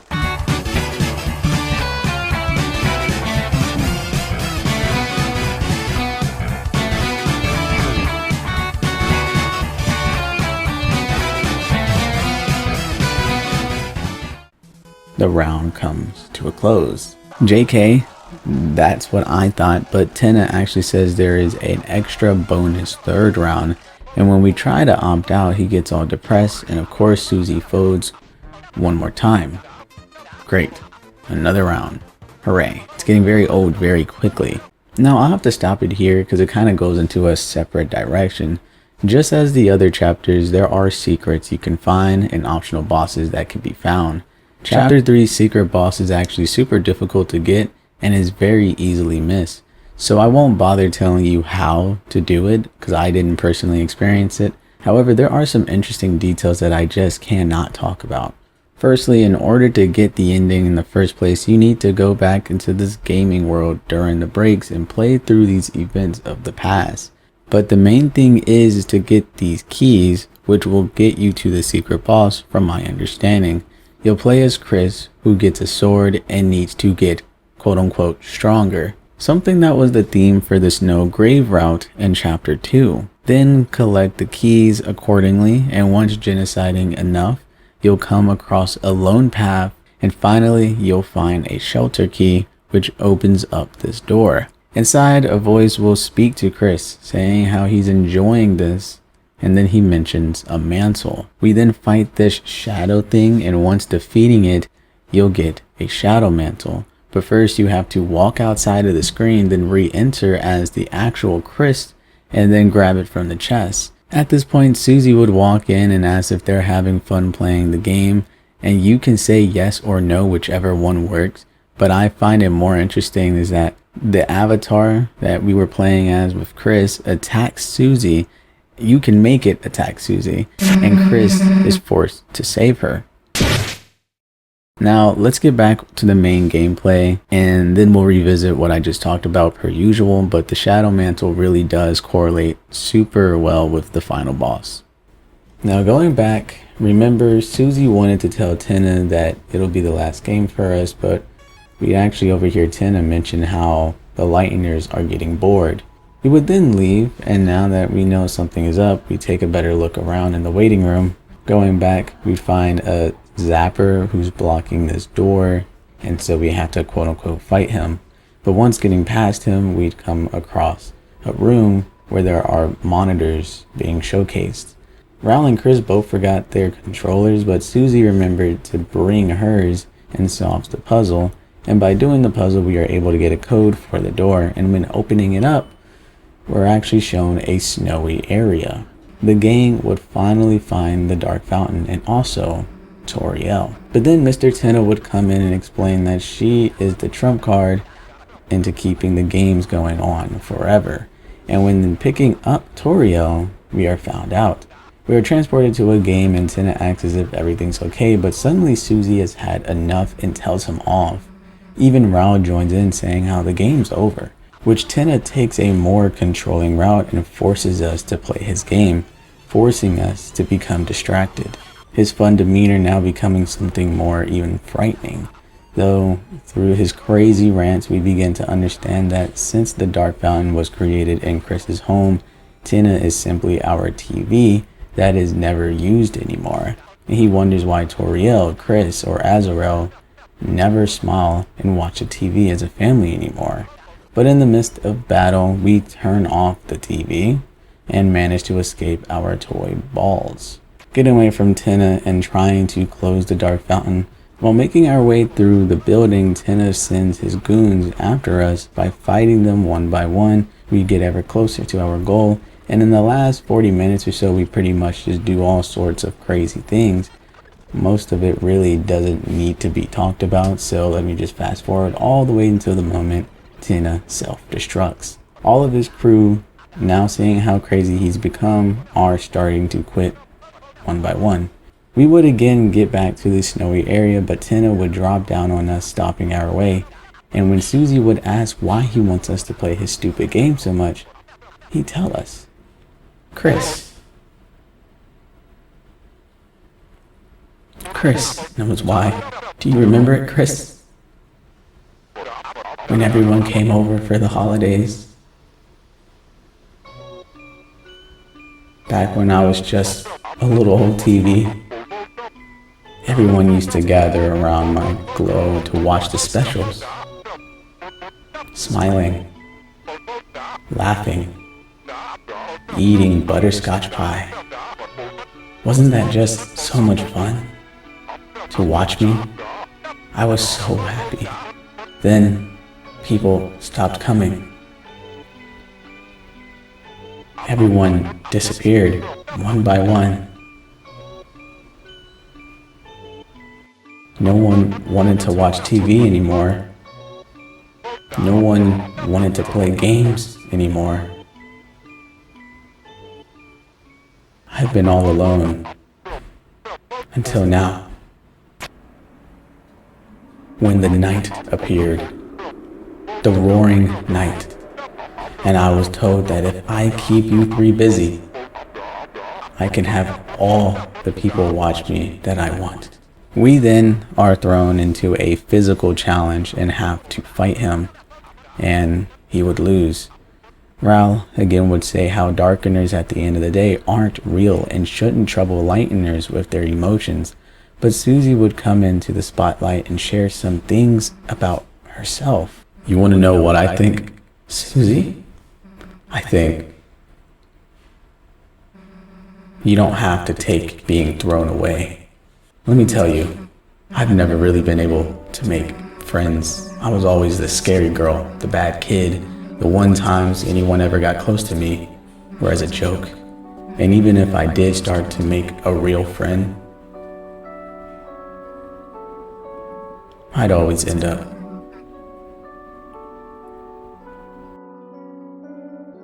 moving away.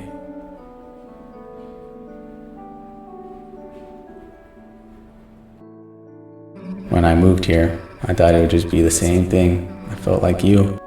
I felt like a broken toy no one wanted.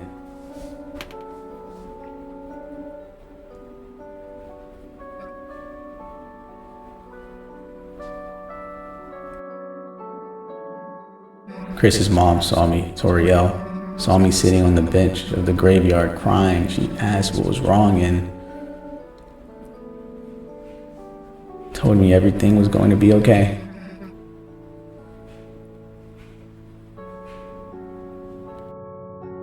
Took me to dinner, bought me a hot chocolate, talked to me, told me I'd make friends. That gave me hope, even just a little.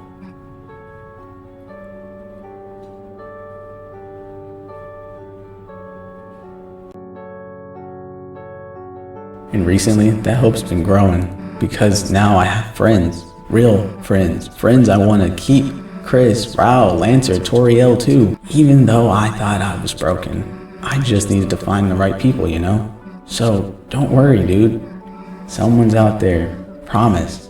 Chris, you'll help me ask around town, right? Someone's gotta want a TV.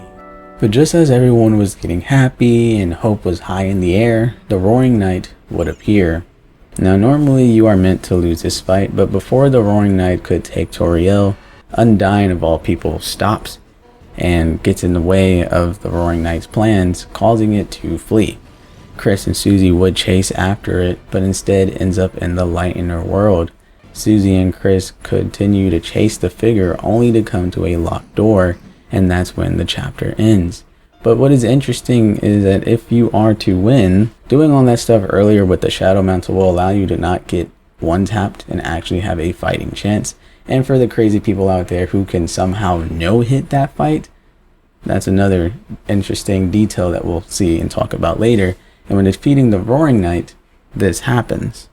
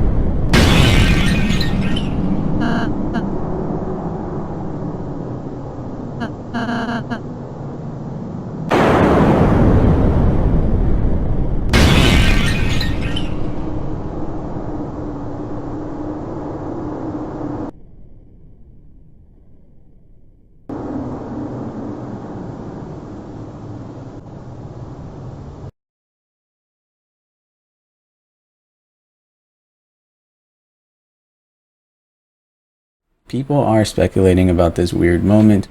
All signs point to it being the Roaring Knight slash.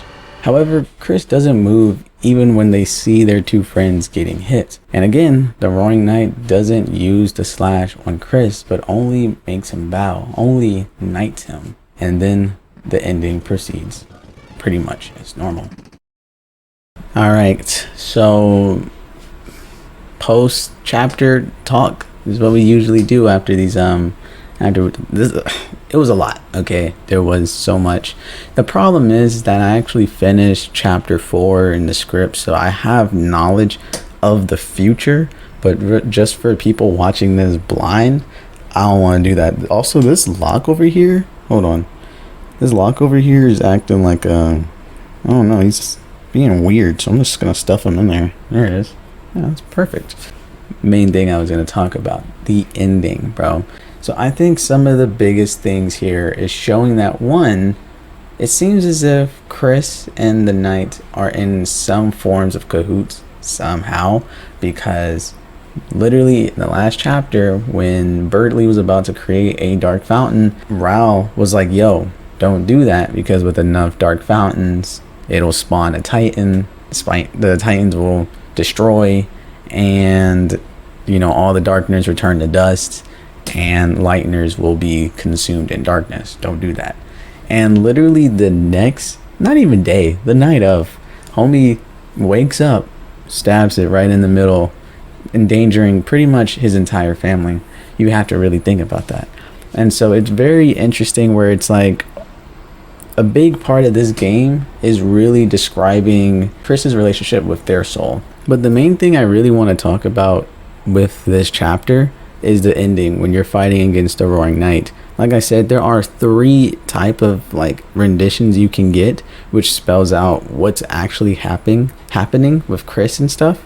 Mainly, if you lose, Toriel's face never contorts, right? It says, like, once you lose, it says Toriel was sleeping soundly, and that's when the Knight starts doing his thing, and then Undyne comes to save the day, and Undyne gets taken away. Bars. But then, if you actually win the fight, and you have Susie come over there and chop off a little bit of its chunk, and then it flees away, right before the Knight is defeated once and for all, we see that weird slash where it's just boom, one person goes down. Ral doesn't react, looks at Chris, it's like, how could you? And then boom, they're gone too. And then Chris just stands there, doesn't get hit by that same attack. Instead, the Knight just appears and Knight, like, good job, right? And so that whole situation was interesting. But the main thing here is Toriel's reaction. If we are to say that Chris was the one to slice them down, that means Toriel paid witness to it, and that's why their face became that of a nightmare instead of sleeping soundly. It's very, very interesting how that really works. And then even further, if you are a beast at this game, something I would never be able to do, but if you somehow are no hit on that final boss, right before you finish the fight in the little bar down there, it says Chris coughs and slightly nods his head, kind of like giving a little signal to the Knight, like, yo, you're getting your butt whooped, I'm gonna have to deal with this, so you know, just, this is my signal. And then he slice and then is knighted, and that's when Undyne comes in, and the whole thing plays out. Main thing I wanted to say with all that is that Chris did that on his own accord, or Chris did that on their own accord. Chris was not controlled by the soul. And there's this weird thing too, where when you really think about it, the Roaring Knight is the antagonist. They are going against what we're doing as heroes, quote unquote heroes. However, for some odd reason, when we lose, Toriel's happy. But when we win, Toriel's contorted into a nightmare. It's really interesting. It's really backwards. And I think for a fact that was a very purposeful detail. Another thing, and this is not my original idea, this was someone theorizing on it. I forgot their name, but I'll find it post editing and I'll put it up on the screen. But they made a really good fucking point. So apparently when you're fighting against Spamton, since you're fighting that fight alone in chapter 2, Chris uses that same move against Spamton. He uses this like ultimate slash or something. And the person I was watching slowed down the audio and it sounds smack like the 2 brr, brr. It even looks like it too. And it's something that Chris can use and didn't use on himself. Okay, bear with me here. I have Audacity open, and this right here is the slash effect from the fight. This is what plays when someone is slashing Susie and Rouse. Okay, so what would happen if we, I don't know, just decided to change the speed of this? Let's speed it up to, let's say, 6 times as fast. And, you know, the slash happens 2 times, so why don't we just duplicate that? And put them together, see what happens.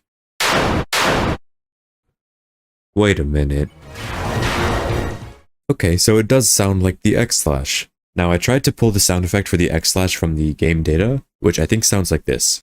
But obviously that's just one of the slashes, and there's some edits, some pitch modification I think to make the actual full effect. This is what it would sound somewhat like if I just splice these together as 2 different slashes. Right, that sounds like the X slash. Okay, but now what would happen if we take the X slash sound effect and decided to slow it down? Now for the first time we did a multiplier of times 6, so how about we instead divide it by 6? And...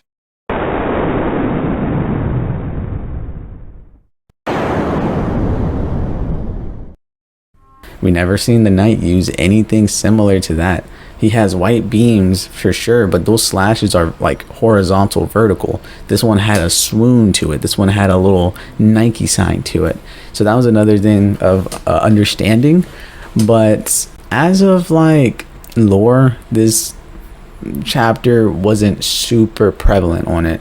I do think it gave us big lore on Chris's alliance with the Knight, which is very interesting, and it also just kind of showcases like Chris's ability and how they're actually quite strong and whatnot. But I kind of want to withhold my talkative nature, and we're just going to jump right back into chapter 4, because I think chapter 3 and 4 really do correlate super well, and a lot of the points that I want to hit start all the way back from chapter 3 to 4. So just sit tight, we're gonna figure this out, and let's get into chapter 4.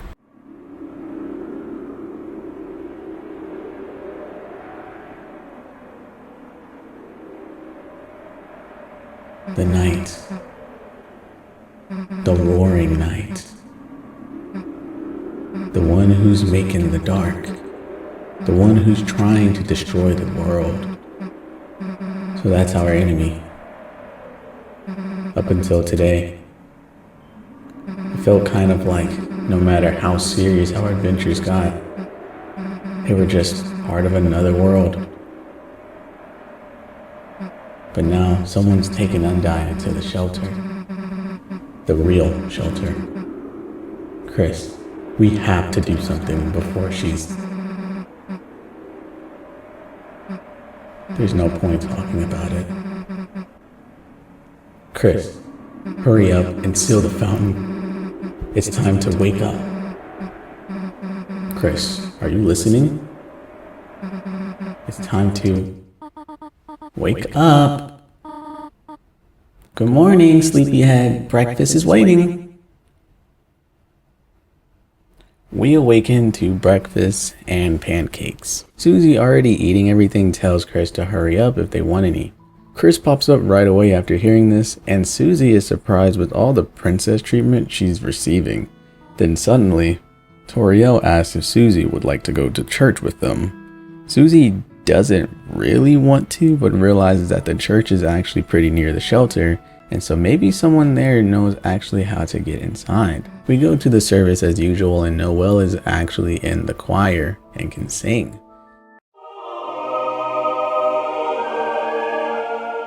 Susie quickly gets bored and starts looking in the pockets of the suit she borrowed from Azrael to find a love letter by Azrael to the current date. But enough games, it's time to get serious. They need to find the codes for the shelter as soon as Susie's done with the drinks, of course. So instead, Chris is the one forced to go around and ask people alone, which is probably better this way because Susie's known to be a bit of a troublemaker with the adults. We ask around and everyone points to Noelle because she's a nerd, but when asking her, she simply misunderstands, thinking we're locked out of our home or her singing was off key. We tell Susie the clues we've gathered, and Susie basically thinks someone in the church still knows the code, but right now we know that the 3 symbols on the door, which was the church, an officer's badge, and the mayor's city hall symbols are on there. So that could be what the code is symbolizing. So our next stop should be the mayor. But go figure, Noelle's mom is the mayor, and Noelle has mentioned in the past that the mom keeps very important stuff there.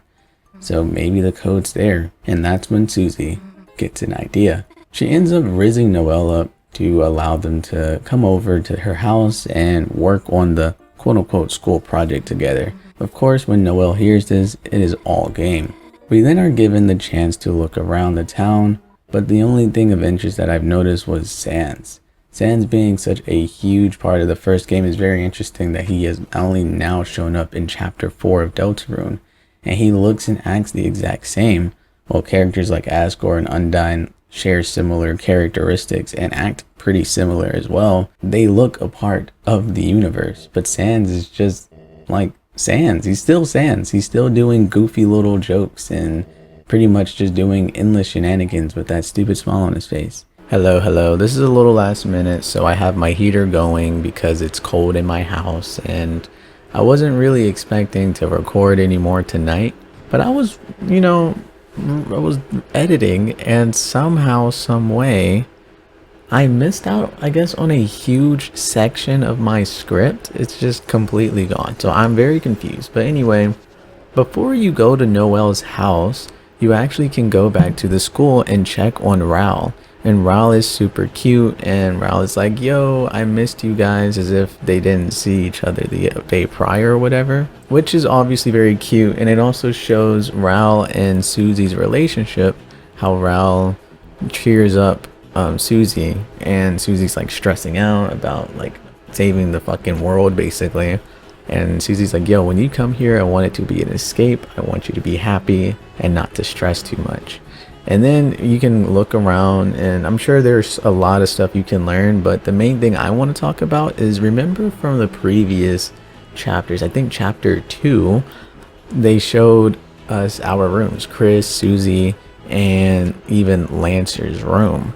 There's one last room, and Raul's like, yeah, I'm doing some, making my room next. So then we finally see that room, and Raul doesn't have a fucking room.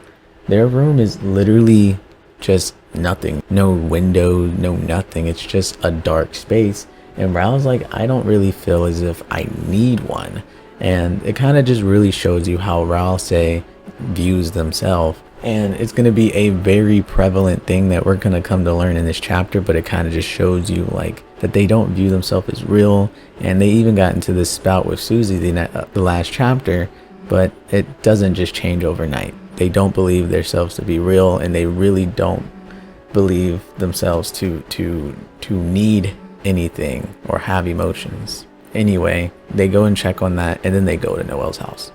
But when going to Noelle's home, or at least her gate, she's definitely rich, because who has gate to their property? Anyway, like what did I tell y'all? Be people out there I knew growing up talking about how hard they had it seeing their houses. And it'll just be a white suburban housing. Like, you don't know struggle. Anyways, once inside, we start searching the place for clues. And it turns out that Noelle is into Among Us. Looking around, we find nothing too crazy. Except for a door that the mother wants nobody going in. Bingo, sounds like the place just for us. But first, we need to fake it until we make it. So we sit down on the couch and we do work. Disgusting. But Noelle is called by Birdley to go on a date with him to the festival, which is tomorrow. Noelle shakingly says yes, but Susie grabs the phone and tells him off. These two are absolutely cute, holy fucking moly. Susie is going to keep Noelle busy as Chris is to look around the home. And we of course beeline to that room we thought the secrets would lie, and it turns out to be Des's old room, untouched, unused. But the code is there within a guitar sitting on the floor, and we were about to go read it. Chris rips their soul out and throws it into a box, leaving the soul to move around on its own.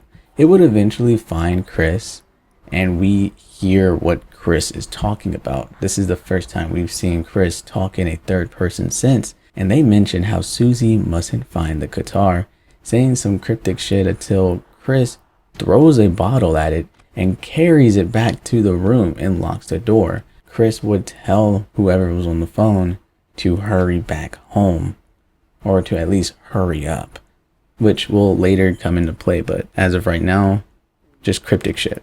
But the soul still manages to break free and turns the house's power off. When Susie and Noelle make their way down there, they get spooked by the soul as it's underneath a sheet. But Noelle, being brave, doesn't beat it to a bloody pulp. Instead, thinks it's a mouse or something, which could be cute as a pet, so she brings it upstairs. She then lets it slip that she dreamed of Susie once, then gets flustered and runs off when Susie's wanting to know about the dream. Chris follows the soul into Des's room and unfortunately alerts Noelle that someone's in that room. Chris and the soul go and hide in the room and is able to listen in on Noelle and what she remembers from chapter 2.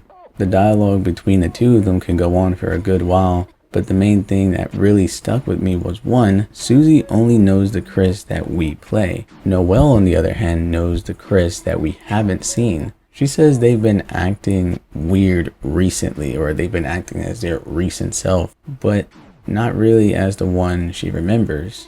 2, Chris and Noelle are childhood friends, and she has memories of Chris being a bit troubled, spooking her, just kind of acting more like Susie rather than anyone else, where they don't like to be confined. They would oftentimes chase Noelle around the house and prank them, and sometimes just start yelling or shaking the carnival ride that they're on or the Ferris wheel ride they're on. And 3, Noelle remembers Susie has a tail from the fucking dream. But once Chris fights the soul in the closet, they make too much noise and make Susie check on them, having to cover their ass. Before going on a little further, one thing that I never really realized is I wonder if this whole situation is still very much a thing if we were to do the Snowgrave route. I know there are certain differences because the Snowgrave route is actually very interesting as it continues from chapter 1 to 3 to 4. And I wonder if there were some differences in what Noelle would have said during this conversation, if this conversation happens at all. Something that you guys can teach me on. Also, I'm gonna take this time to really talk to you guys as individuals. This is a huge game with a lot of lore, and I started listening to other people's like perspectives and theories and stuff, and the amount of things that I've missed is laughable. And so I really want you guys to just be down in the comments fixing every little thing I say, because for sure this is going to be an ongoing series on the channel where maybe in the next 3 years, hopefully not, but in the next 3 years, another Deltarune chapters will come out and I will be on that shit. And I want to be as caught up as possible. So tell me every little nook and cranny, but just, tell me what it is that I missed. Anyway, let's get back into the video, shall we? Taking the guitar and leading Noelle outside, Chris would then take their soul and forcefully put it back in themselves. But notably, the soul brings Chris to their knees. While outside, Susie continues to rizz up Noelle, and that's when Asgore just walks right in and starts eating food. Noelle tells him it's no rush and he can eat all he likes because her mom won't be home for a while. But Asgore says he actually saw her as he entered, and boom, the mom comes right in. She is mad. People are not allowed over, and worse, Susie is playing Des's guitar. She tells Susie she needs to leave and to never speak with their daughter again. And as soon as I thought Susie met her match, Susie fucking rage baits the mom and then runs out, bro, leaving Chris to leave on their own. And remember, I told you Chris was on the phone earlier when we were seeing through the vents with the heart, And it's pretty evident that Chris was the one who notified the mom to come back sooner.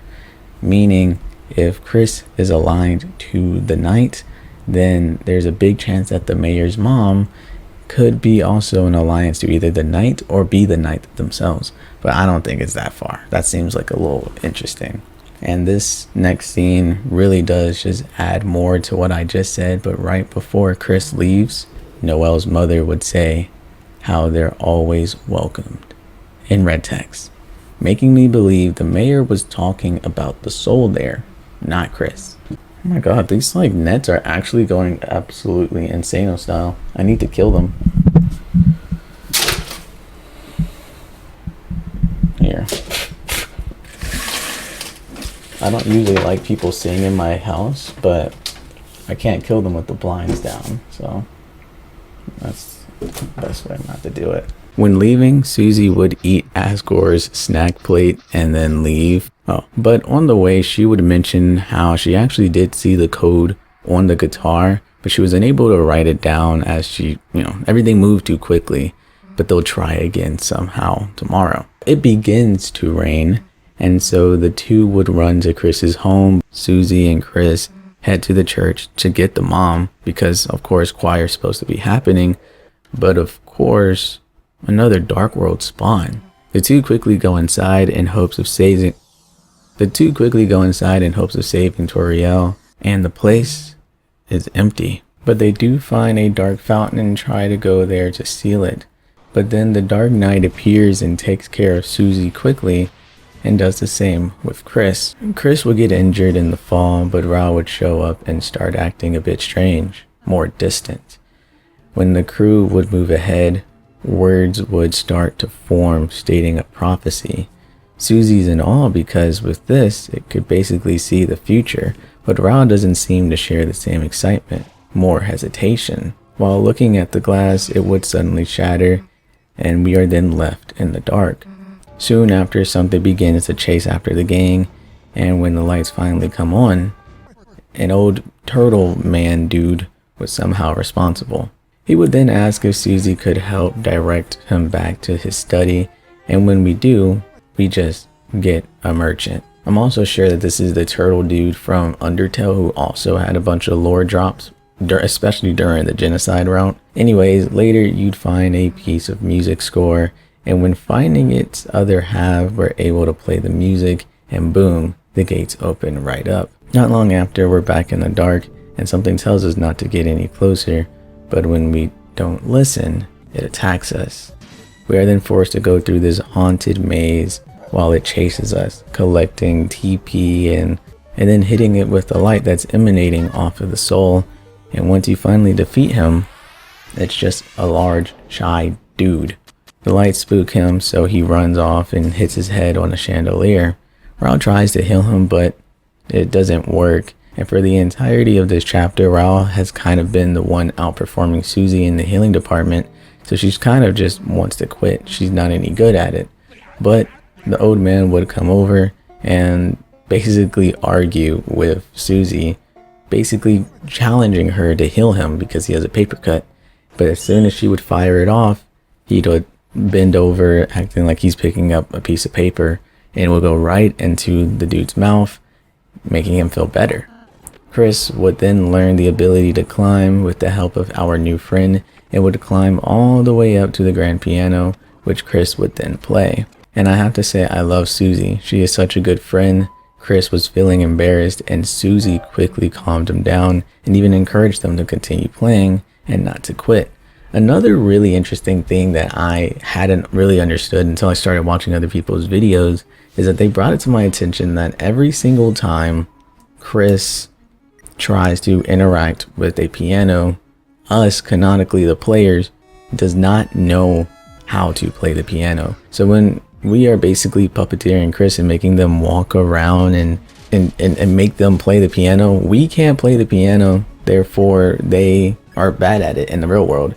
And a lot of people who've known Chris all their life is like, yo, this person, amazing, like fucking child prodigy, fucking what's it called, Lion April type good, you know what I'm saying? But whenever we're piloting Chris's body, we're pretty bad at it. And so this was the first time that we, the player, the soul, could not figure out a puzzle. And so we let Chris do their own thing. And that's when Chris would play a beautiful, beautiful musical score.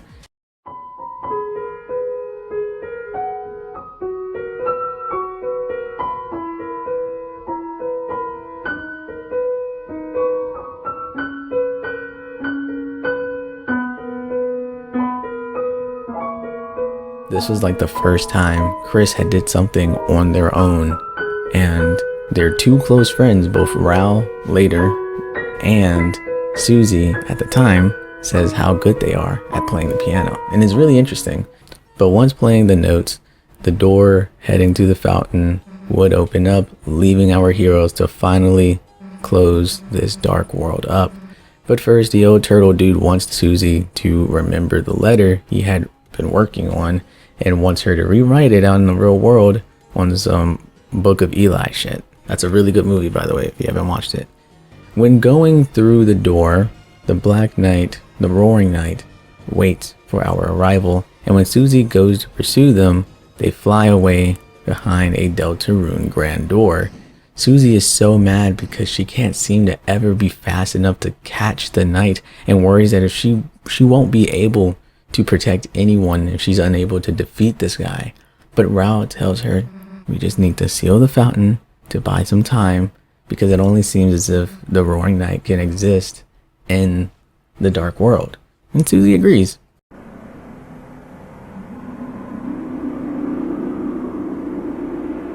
The dark fountain. Why aren't they stopping us from sealing it? Well, I guess I'm not complaining. Chris, do your thing.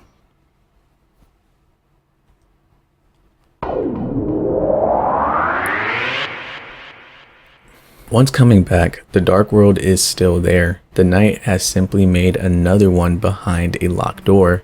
So the gang looks around trying to get into the room, but first Susie needs to complete her promise with the old man. Apparently, homie died and was sent to the dark world for a brief second, but was able to say his goodbye to his son, which Susie remembered and wrote. Not finding any combination, they plan to create a dark world to, I guess, get through the door. I'm not really sure how that works, but it seems like that's their plan. Of course, Susie doesn't know that Chris knows how to actually do it, and so she wants to do it herself and asks for something sharp. And of course, Chris keeps that knife on him, which she does. And once Susie gets the knife, she opens up the dark fountain. They move into the dark world and come across the prophecies, stating the lonely prince deep in the dark, which is Rousey.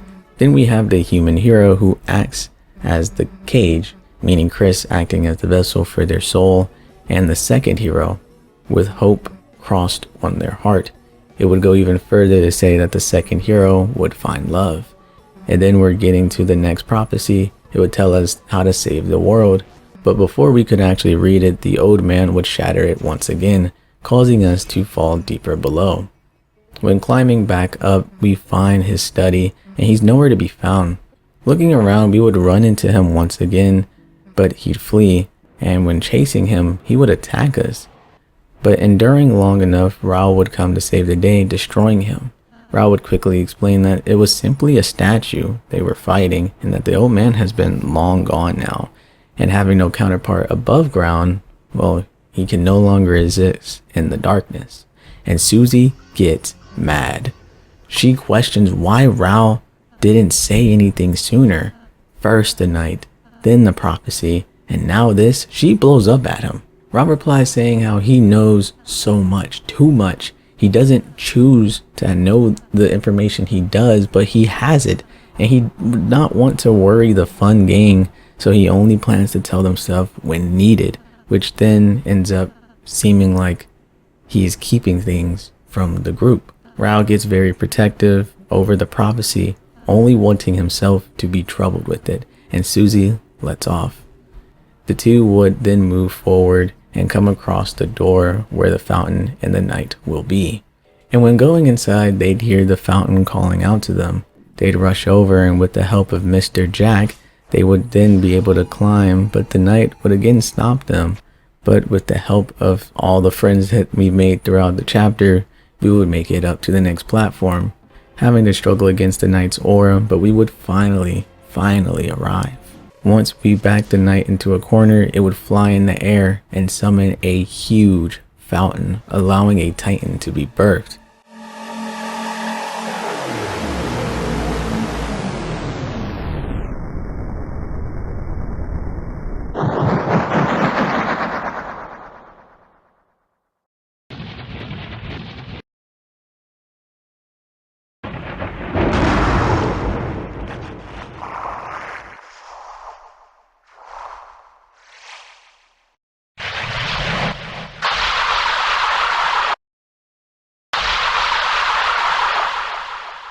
The only hope of defeating it swiftly would be to seal the dark fountain, but the gang was too late and the titan had already fully hatched, starting this intense battle. The gang actually manages to weaken it, but unfortunately it simply just regenerates. That's when the old turtle guy comes to aid the battle, creating an opening for Susie and Chris to destroy the beast from within using Chris's soul.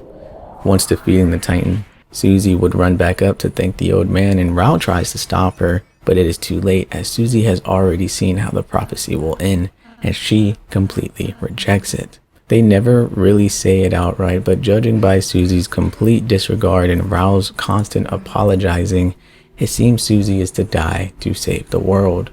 Rao breaks down because from the beginning he knew how it would end, but that's why he urged us not to fight nor to kill.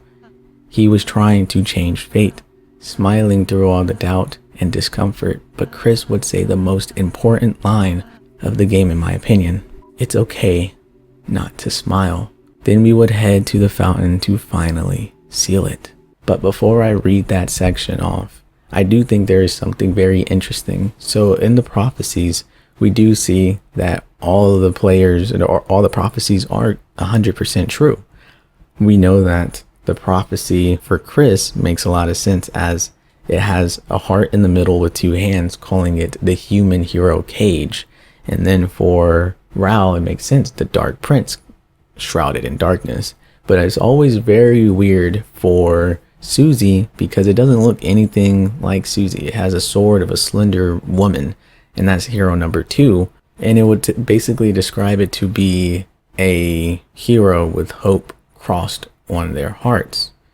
Now, it could be Susie, but I personally don't think so because from the get-go, Susie has been the main person constantly rejecting fate and constantly rejecting what the soul wants and like just constantly rejecting what the gaming code has in store. And I don't think it's too far off to say that it was meant to be Noelle, as I do feel like if the prophecy was true for Noelle to die in the end, we've kind of already seen that in the Snowgrave route, or at least in chapter 3, where when you're done getting stronger, one of the keys that you use seems to be Noelle, which could be that foreshadowing of what's really going on in this prophecy. That could be their death, because that would indirectly lead to the victory and the saving of the world, but in the cost of Noelle's life. And if we also put Noelle as the hero, it also makes sense for the crossed hatched, or like the hope crossed on their heart for Dess's return, because we still know that she truly believes that Dess is out there somehow, some way, and that could be the hope. But for Susie seems to constantly break these norms, and that's amazing. And so that I just wanted to put that out there because I don't think the prophecy is 100% true. I think the prophecy was true for when Chris, Noelle, and I guess Dess would all play make-believe when they were children.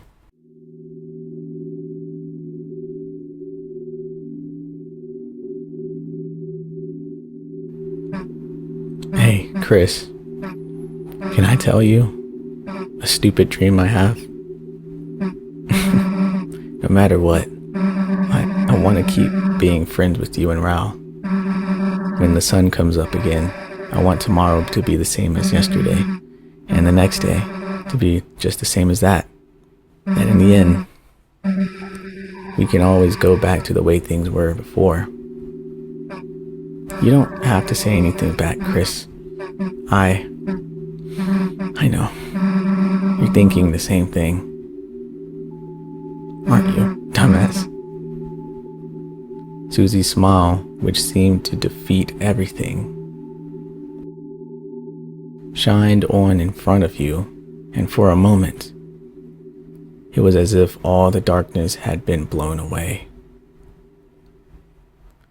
And as if imitation, your soul began to glow.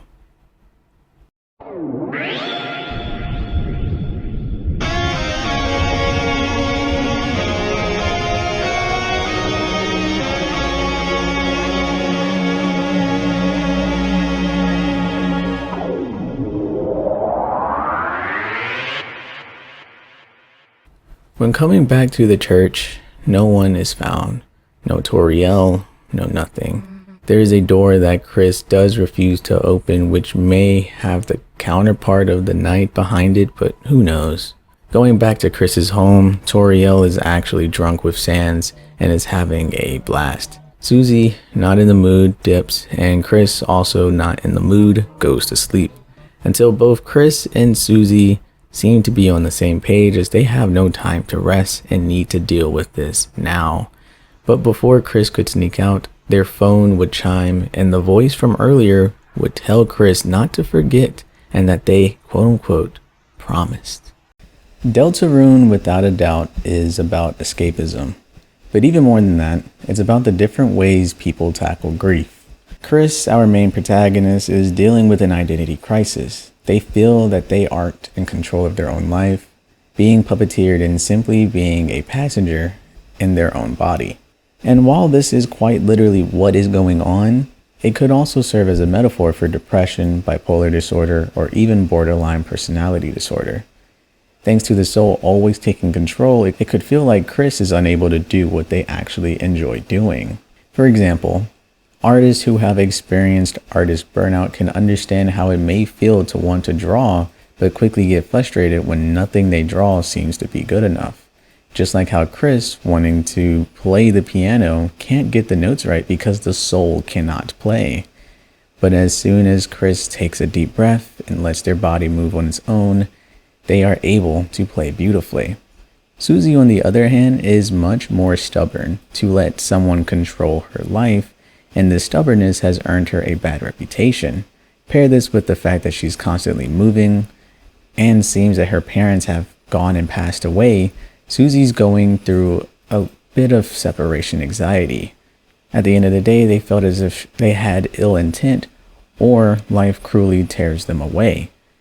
That's why Susie rejects the prophecy. She won't lose her friend. Not again. Not ever. And it's also the reason why Chris and Susie are so damn close.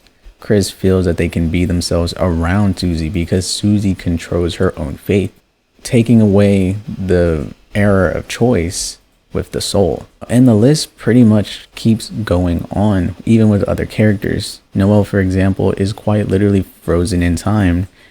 Noelle has the power to turn people into ice. Her home is frozen in time, as well as the Christmas decorations litter the home, despite it not even being anywhere near Christmas. Not to mention Dessa's room being completely untouched as the home waits for Dessa's return. Or how about Rouse? Rouse has a heap of problems.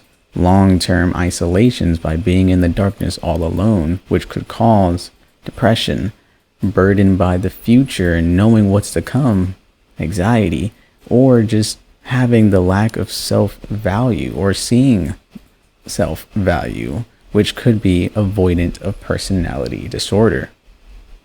I say all this to say that every last one of the characters wants some form of an escape from grief they feel. And in life, especially recently, I have felt that deep in my heart. Grief is a different type of pain. It's a pain that will leave you demotivated, floating aimlessly through the day, feeling numb but feeling all too much. Of course, you'd want to escape from something so indescribable, but you can't. And that's the sobering reality of both Deltarune and IRL challenges. It's the pain that you need to feel, a pain that needs to be felt, understood, and learnt from. It's a pain that only makes you stronger when you get onto the other side. And while that's all deep and thought-provoking, what everyone really wants to know is what the hell is actually going on in Deltarune? What's up with Chris? Are they really a traitor?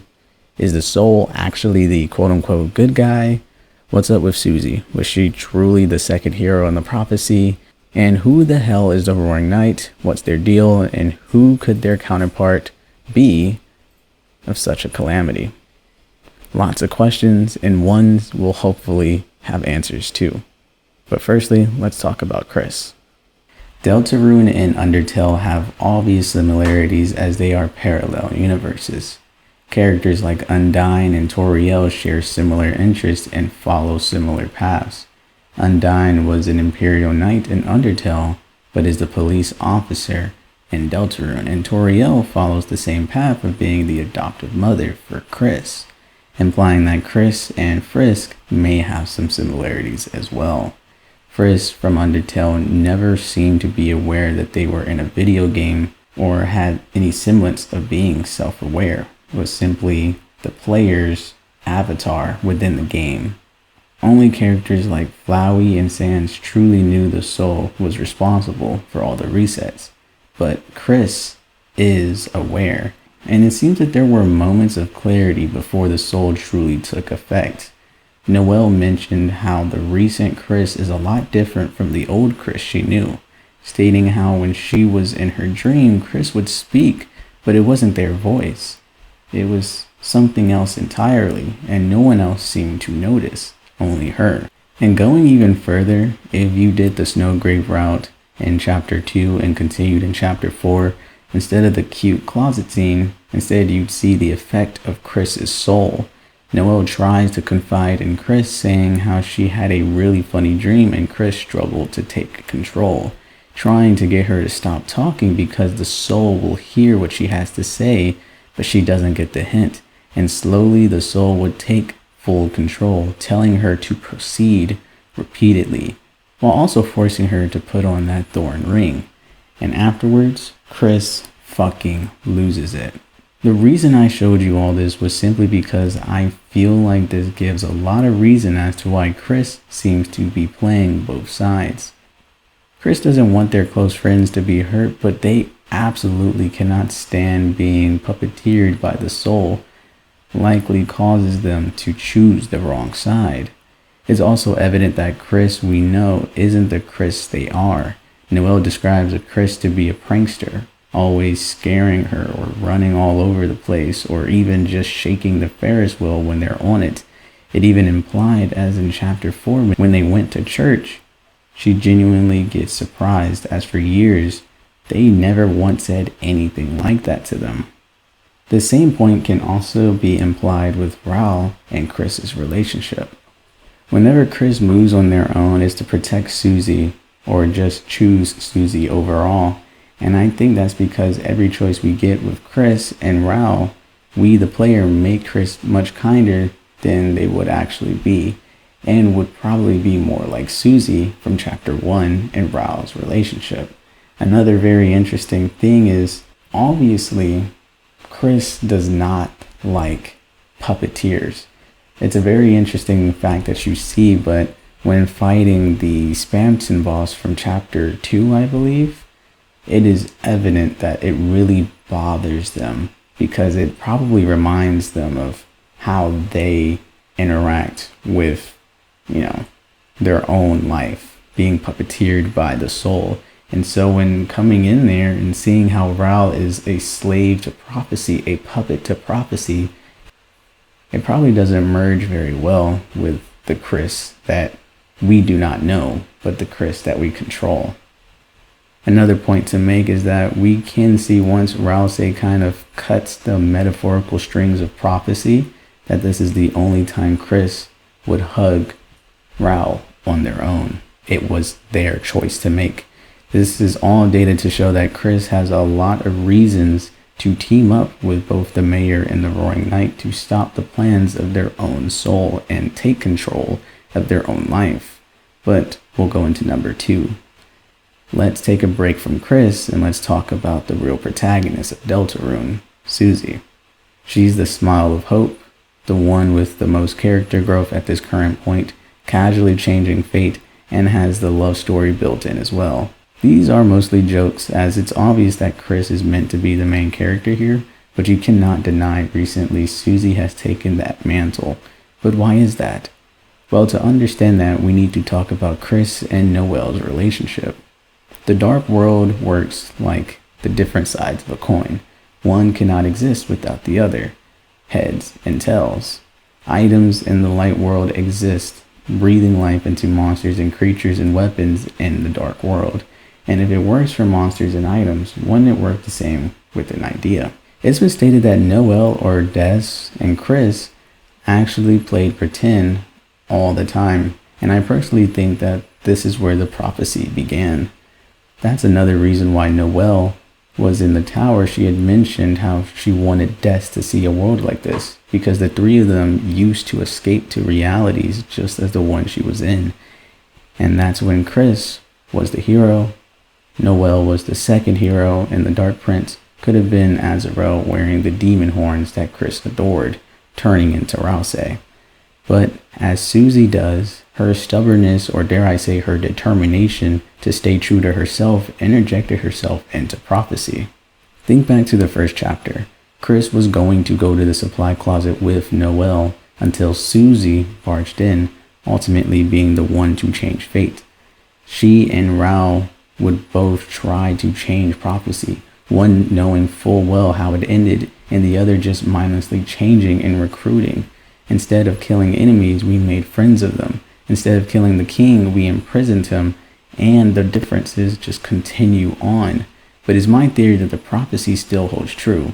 If the second hero is meant to die to save the world, we know from the minigame from chapter 3 that Noelle is used to open a door. She is used as a key. So Noelle is the one in danger, not Susie. And that's why their relationship is so important. That's why this cultivation of these two are so endearing. Because at the end of the day, I think Susie is either going to replace Noelle from that prophecy once and for all, or she's going to absolutely change it. And finally, who the hell is the Roaring Knight? That's our number 3 point that I really want to talk about. Some think the Roaring Knight is just Des, or the mayor, or hell, Asgore himself. But personally, thanks to the deer-like appearance, smug attitude, Susie and the Knight's constant feud, I truly believe it to be none other than Rudy, Noelle's father and the husband of the mayor and the best friend of Asgore. Let me explain. We know that what really caused the split between the Chris's family and the Holidays was Des's disappearance. Asgore was both let go from being the police chief and is shown to be obsessed in finding Des, and is largely believed to be that Des is somehow trapped in the dark world. Asgore being so obsessed with the dark world traumatized Chris at a young age, which would give them reasons to work with both the mayor and Rudy to try and get Des back, if Rudy was the knight. And judging by Gerson, the dark world does not need to reflect your physical status in the light world. It also makes sense as to why Susie and the knight don't get along, because the father knows about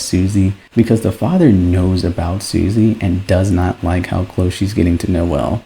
So I'm calling it now. Rudy is the knight.